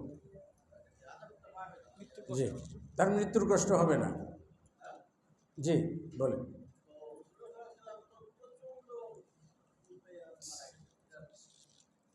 মৃত্যুর যন্ত্রণা পেয়ে মারা গেল, তাই না? কেন হইল তাহলে, তার কেন মৃত্যুর যন্ত্রণা হইল, তাই না? আচ্ছা, একটা ভালো ছাত্র যদি শতকরা 100 মার্কের আশায় যদি পরীক্ষা দেয়, কিন্তু সে শতকরা 85 পেয়েছে, গোল্ডেন কিন্তু পেয়েছে, তাহলে সে মার্কের জায়গাতে কি সে খুশি আছে? খুশি নাই। আর যে ব্যক্তি সারা জীবনের গড় নাম্বার শতকরা 65, কিন্তু হঠাৎ করে সে শতকরা 85 পেয়েছে, সে খুশি হবে না? মার্ক কিন্তু একই, কিন্তু একজন খুশি হয়েছে আর একজন খুশি হতে পারেন নাই। কেন? তার ওই মার্কটা কমে গেল কেন? তো মুহাম্মদুর রাসূলুল্লাহ সহ সকল আম্বিয়া ইকরামগণকে আল্লাহ সুবহানাহু ওয়া তাআলা পূর্ণ মার্ক নিয়ে তার কাছে নিতে পছন্দ করেন। এই জন্য জীবনের যত ত্রুটি বিচ্যুতি, যেমন রাসূল সাল্লাল্লাহু আলাইহি ওয়াসাল্লামের ত্রুটি বিচ্যুতি কি? কখনো কখনো মানবিক দুর্বলতার থেকে ওয়াহীবিহীন কথা বলা। যেমন নবী সাল্লাল্লাহু আলাইহি ওয়াসাল্লাম নিজের উপরে মধুকে হারাম করে নিয়েছিলেন, এটা ওয়াহী ছিল না। আল্লাহ তাআলা তাকে বলে দিলেন, ইয়া আইয়ুহান নাবিয়্যু লিমা তুহাররিমু মা আহাল্লাল্লাহু লাক, তুমি কেন হারাম করে নিলে যেটা আল্লাহ তাআলা তোমাকে হালাল করে দিয়েছেন, এটা তুমি কেন করলা? এটা বলছিলেন। ইউনূস আলাইহিস সালাতু ওয়াস সালাম তার গ্রাম থেকে পালিয়ে এসেছিলেন, যেটা ওয়াহী ছিল না। তারপর বিপদে পড়লেন, তারপর ওয়াহী নাজিল হলো, তিনি দোয়া বললেন, লা ইলাহা ইল্লা আনতা সুবহানাকা ইন্নী কুনতু মিনাজ জালিমিন। তা নাবী রাসূলদের কোনো পাপ থাকে না, মানে আমাদের যে হিসাবে কাবিরা গুনাহ সাগীরা গুনাহ ছোট বড় এরকম কোনো পাপ থাকে না দুনিয়াতে, যেগুলোকে পাপ বলে ধরা হয়। কিন্তু রিসালাতের জায়গা থেকে কিছু ত্রুটি বিচ্যুতি হয়, সেটা মানবিক দুর্বলতা। সেই দুর্বলতার জায়গা থেকেই কিছুটা কষ্ট দিয়ে আল্লাহ সুবহানাহু ওয়া তাআলা তাকে 100% মার্ক দিয়ে নিষ্পাপ করেই তার কাছে কি আল্লাহ তাআলা নিতে পছন্দ করেন। এই জন্য সাময়িক কিছু কষ্টটা কি দিয়ে থাকেন আর কি। এটার জন্য কোনো পাপের জন্য এটা শাস্তি নয়, এটা আল্লাহ সুবহানাহু ওয়া তাআলা তাকে পূর্ণ মার্ক দিতে চান। আরেকটি জিনিস আছে, সেটা হলো তাওবা করা, ইস্তিগফার করা। এটা কিন্তু শুধু পাপের জন্য তাওবা নয়, এটা একটা ইবাদত। নবী রাসূলদের জন্য কি এটা ইবাদত, তারা ইবাদত মনে করে তাওবা করতেন, তারা ইবাদত মনে করে ইস্তিগফার করতেন, তাদের কৃত পাপের জন্য নয়, বরং তাদের একটা ইবাদত ছিল। এই জন্য রাসূল সাল্লাল্লাহু আলাইহি ওয়াসাল্লাম দিনে 100 বার করে তাওবা করতেন। তাই বলে কি 100 বার করে তিনি পাপ করেছেন? জি, আশা করি বুঝতে পেরেছেন।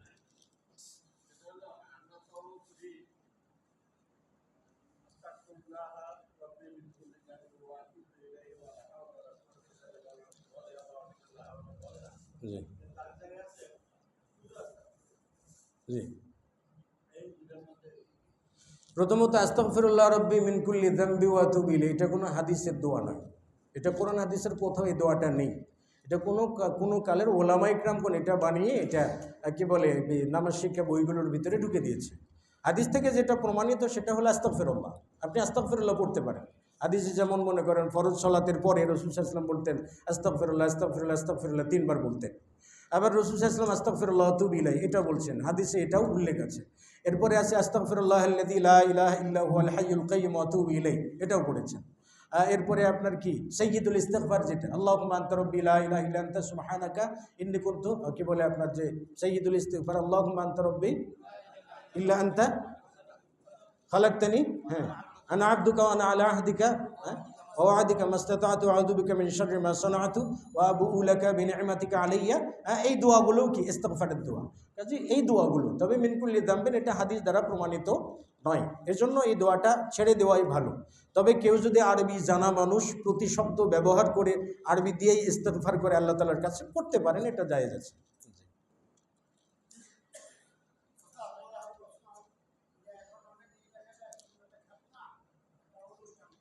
জি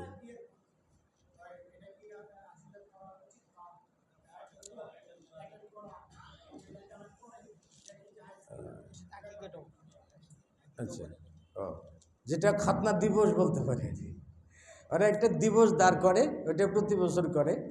দেখেন, শুধু খাতনার দিন এটা করে। দেখেন, খাতনার দিন যে অনুষ্ঠান আয়োজন ইত্যাদি যা কিছু করা হয়, এটা শরীয়তের কোনো বিধান নয়, শরীয়তের কোনো বিধান নয়। ইব্রাহিম আলাইহিস সালাতু ওয়াস সালাম তিনি নিজেরটা নিজে কেটেছেন কোনো অনুষ্ঠান ছাড়াই।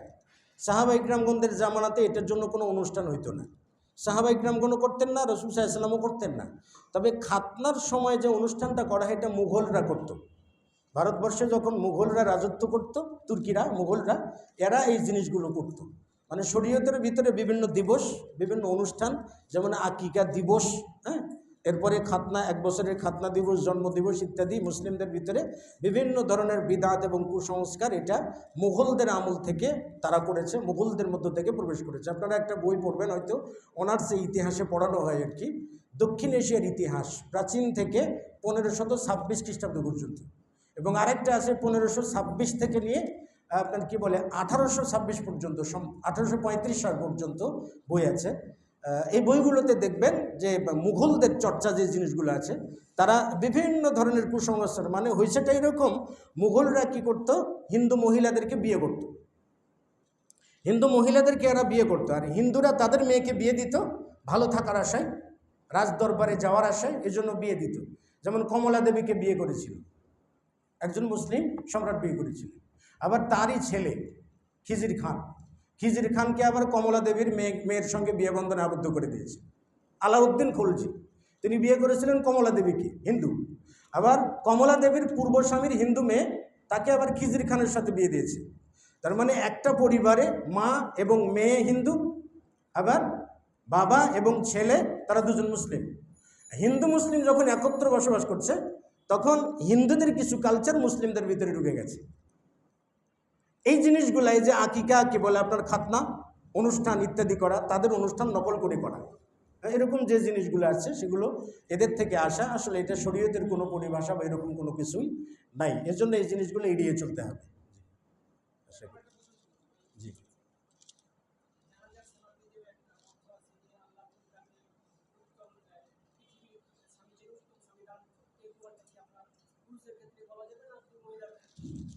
দেখেন এখানে যেটা বলছে, হ্যাঁ, আল্লাহ তাআলা তাকে, তুমি তাকে উত্তম, জাউজুন মানে হলো সঙ্গী, জাউজুন মানে হলো জোড়া, জাউজুন মানে কি, জোড়া, জাউজুন মানে সঙ্গী, জাউজুন মানে জোড়া। তার মানে হলো আল্লাহ তুমি তাকে উত্তম জোড়া দান করো। তাহলে জোড়া মেয়ের জন্য হয়, আবার পুরুষের জন্য হয়। আর ওখানে যে শব্দটা উল্লেখ করা আছে জাউজুন শব্দটাকে স্ত্রীলিঙ্গ পুরুষলিঙ্গ দুই লিঙ্গের জন্যই ব্যবহার করা যায়, ঠিক আছে। যেমন হুর শব্দটা কি বলে স্বামী স্ত্রী সবার ক্ষেত্রে প্রযোজ্য হয়, ওই শব্দটাও কি এরকমই।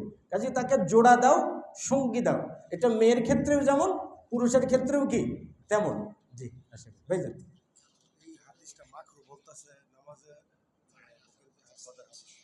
যেটা বলছেন আপনি শুনেছি, হ্যাঁ। এখন বিষয়টা হলো কি জানেন, যে হ্যাঁ, একজন আরবি কথক, যেটা কিং সৌদ ইউনিভার্সিটির সম্ভবত একজন প্রফেসর, তিনি বলছেন যে বুকের উপরে হাত বাঁধাটা মাকরুহ বলেছেন। আরবের সবাই কিন্তু সালাফ না। যেমন আরবে মিশর থেকে শিক্ষক যায়, আরবের মিশর থেকে শিক্ষক যায়। মিশরে এমন একটা ভূখণ্ড যেখানে মুতাজিলাদের উৎপত্তি, যেখানে শিয়াদের প্রাদুর্ভাব আছে, যেখান থেকে আহলে কোরআনদের উৎপত্তি, হাদিস অস্বীকারীরও উৎপত্তি কোথায়? যেমন ডক্টর রশিদ খলিফা, সে মিশরের লোক। আহমেদ সুবহি মনসুর, হাদিস মুনকিরুল হাদিস, সেও মিশরের, আপনার আজহার বিশ্ববিদ্যালয়ের প্রফেসর। এরপরে ডক্টর আহমদ আমিন, সে বলছে সহিহ বুখারীতে 228টি হাদিস জাল আছে। এই যে মিশরি কতগুলো শিক্ষক শিক্ষকতা করে আরবের কোনো কোনো ইউনিভার্সিটিতে, তারা কি করে দেন, মাযহাবি গোড়ামের ভিতর থেকে তারা বেরোতে পারেন। এই জন্য বলে কি বুকের উপরে হাত বাঁধা মাকরুহ। আসলে ফতোয়াটা সঠিক নয়। বুকের উপরে হাত বাঁধা মাকরুহ হবে কেন? সাহিহ ইবনে খুজাইমার বর্ণনায় স্পষ্ট রয়েছে। না, নাভির নিচে হাত বাঁধার হাদিসটাই মূলত, যে হাদিসটা এসছে নাভির নিচে হাত বাঁধা, তাহতাস সুররা। যেমন তাহতাস সুররা আপনারা আউনুল মাহবুদ খুলে দেখতে পারেন, যে সেখানে উল্লেখ করা আছে তাহতাস সুররাটা ছিলই না। মাযহাবকে টিকানোর জন্য ফাওকাস সুররাকে তাহতাস সুররা বানিয়ে দেওয়া হয়েছে। আপনি যদি পুরাতন নস্খাগুলোতে দেখেন সেখানে তাহতাস সূরা নেই, ফাওকাস সূরা। তারপরে আলবানী রাহিমাহুল্লাহ তাহকিকে তাহতাস সূরা যায়িফ, ফাওকাস সূরা সহিহ, ফাওকাস সূরা আবার মাওকুফ হিসাবে সহিহ। আচ্ছা, সহিহ ইবনে খুজাইমার হাদিস আছে হাতের উপরে হাত, হাতের উপরে হাত আলা সদরে, বুকের উপরে। এই হাদিসটা মারফু হিসাবে সহিহ নয়, কিন্তু মাওকুফ হিসাবে সহিহ, সাহাবী পর্যন্ত পৌঁছেছে, রাসূল পর্যন্ত পৌঁছে।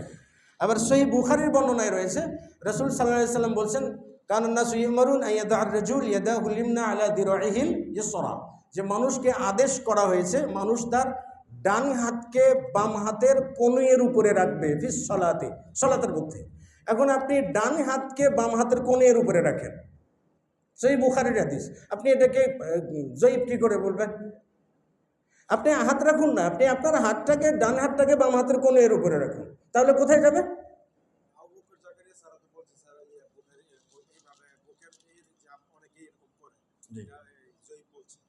উনি শোনেন, একটা জিনিস হলো কি, কেউ জয়ীফ বললেই কোনো হাদিস জয়ীফ হয় না।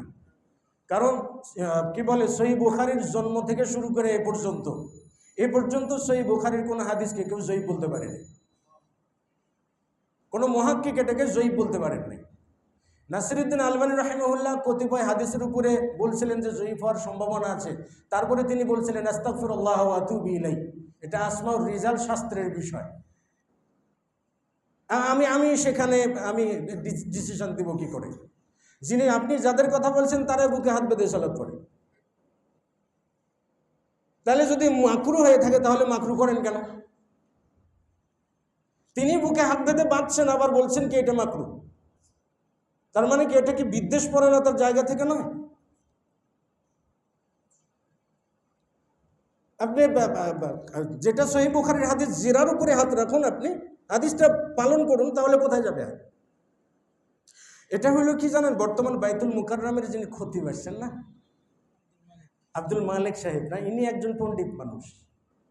ইনি পণ্ডিত মানুষ, এনার মাধ্যমে একটা বোর্ড গঠন করা হয়, যে বোর্ডের উদ্দেশ্যটাই ছিল আহলে হাদিসরা যে আমলগুলো করে সেগুলোকে জয়ীফ প্রমাণ করা।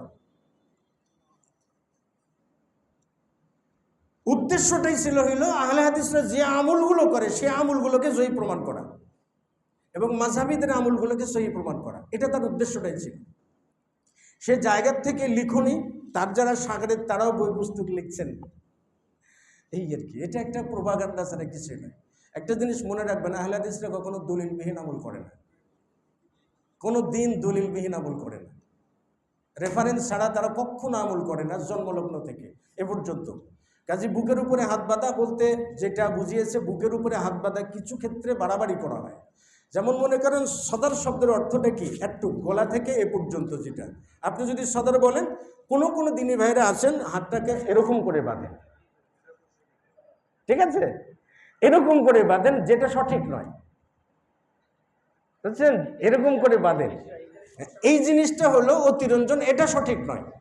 বরং আপনি সহিহ বুখারীর উপরে আমল করুন, হাতটাকে বাম হাতের কোণের উপরে রেখে দেন, যেটা হয় সেটা আমল করুন। তবে সহিহ ইবনে খুজাইমার উপরে আমল করতে পারেন, হাতের উপরে হাত রাখলে সে হাতটাকে নিচে নয় উপরে উঠে আনতে হবে।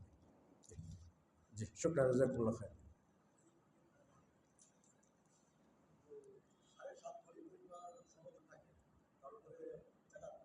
জি,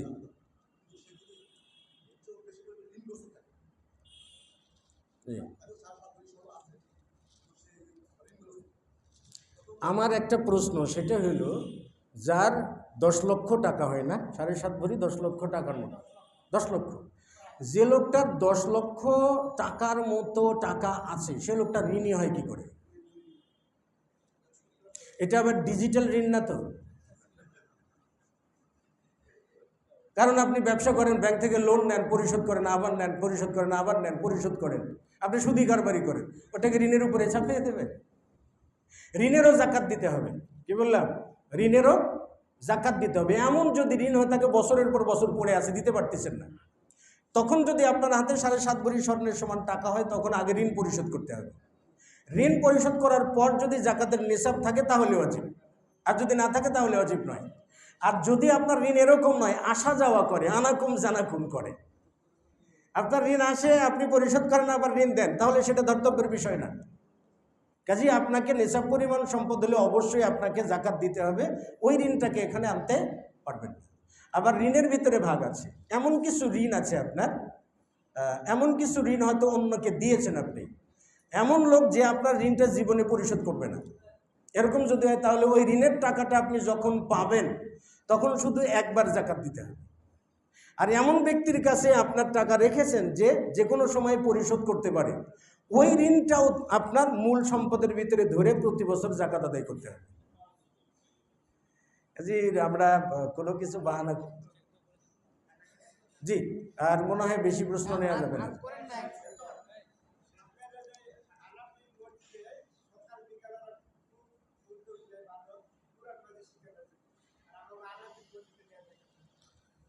এটা ভালো কথা বলছেন। আহলে হাদিস মসজিদে, বিভিন্ন মসজিদে করা দরকার, এটা সকাল বিকেল মক্তব চালু করা দরকার, ছোট মানুষদের জন্য, বড় মানুষদের জন্য।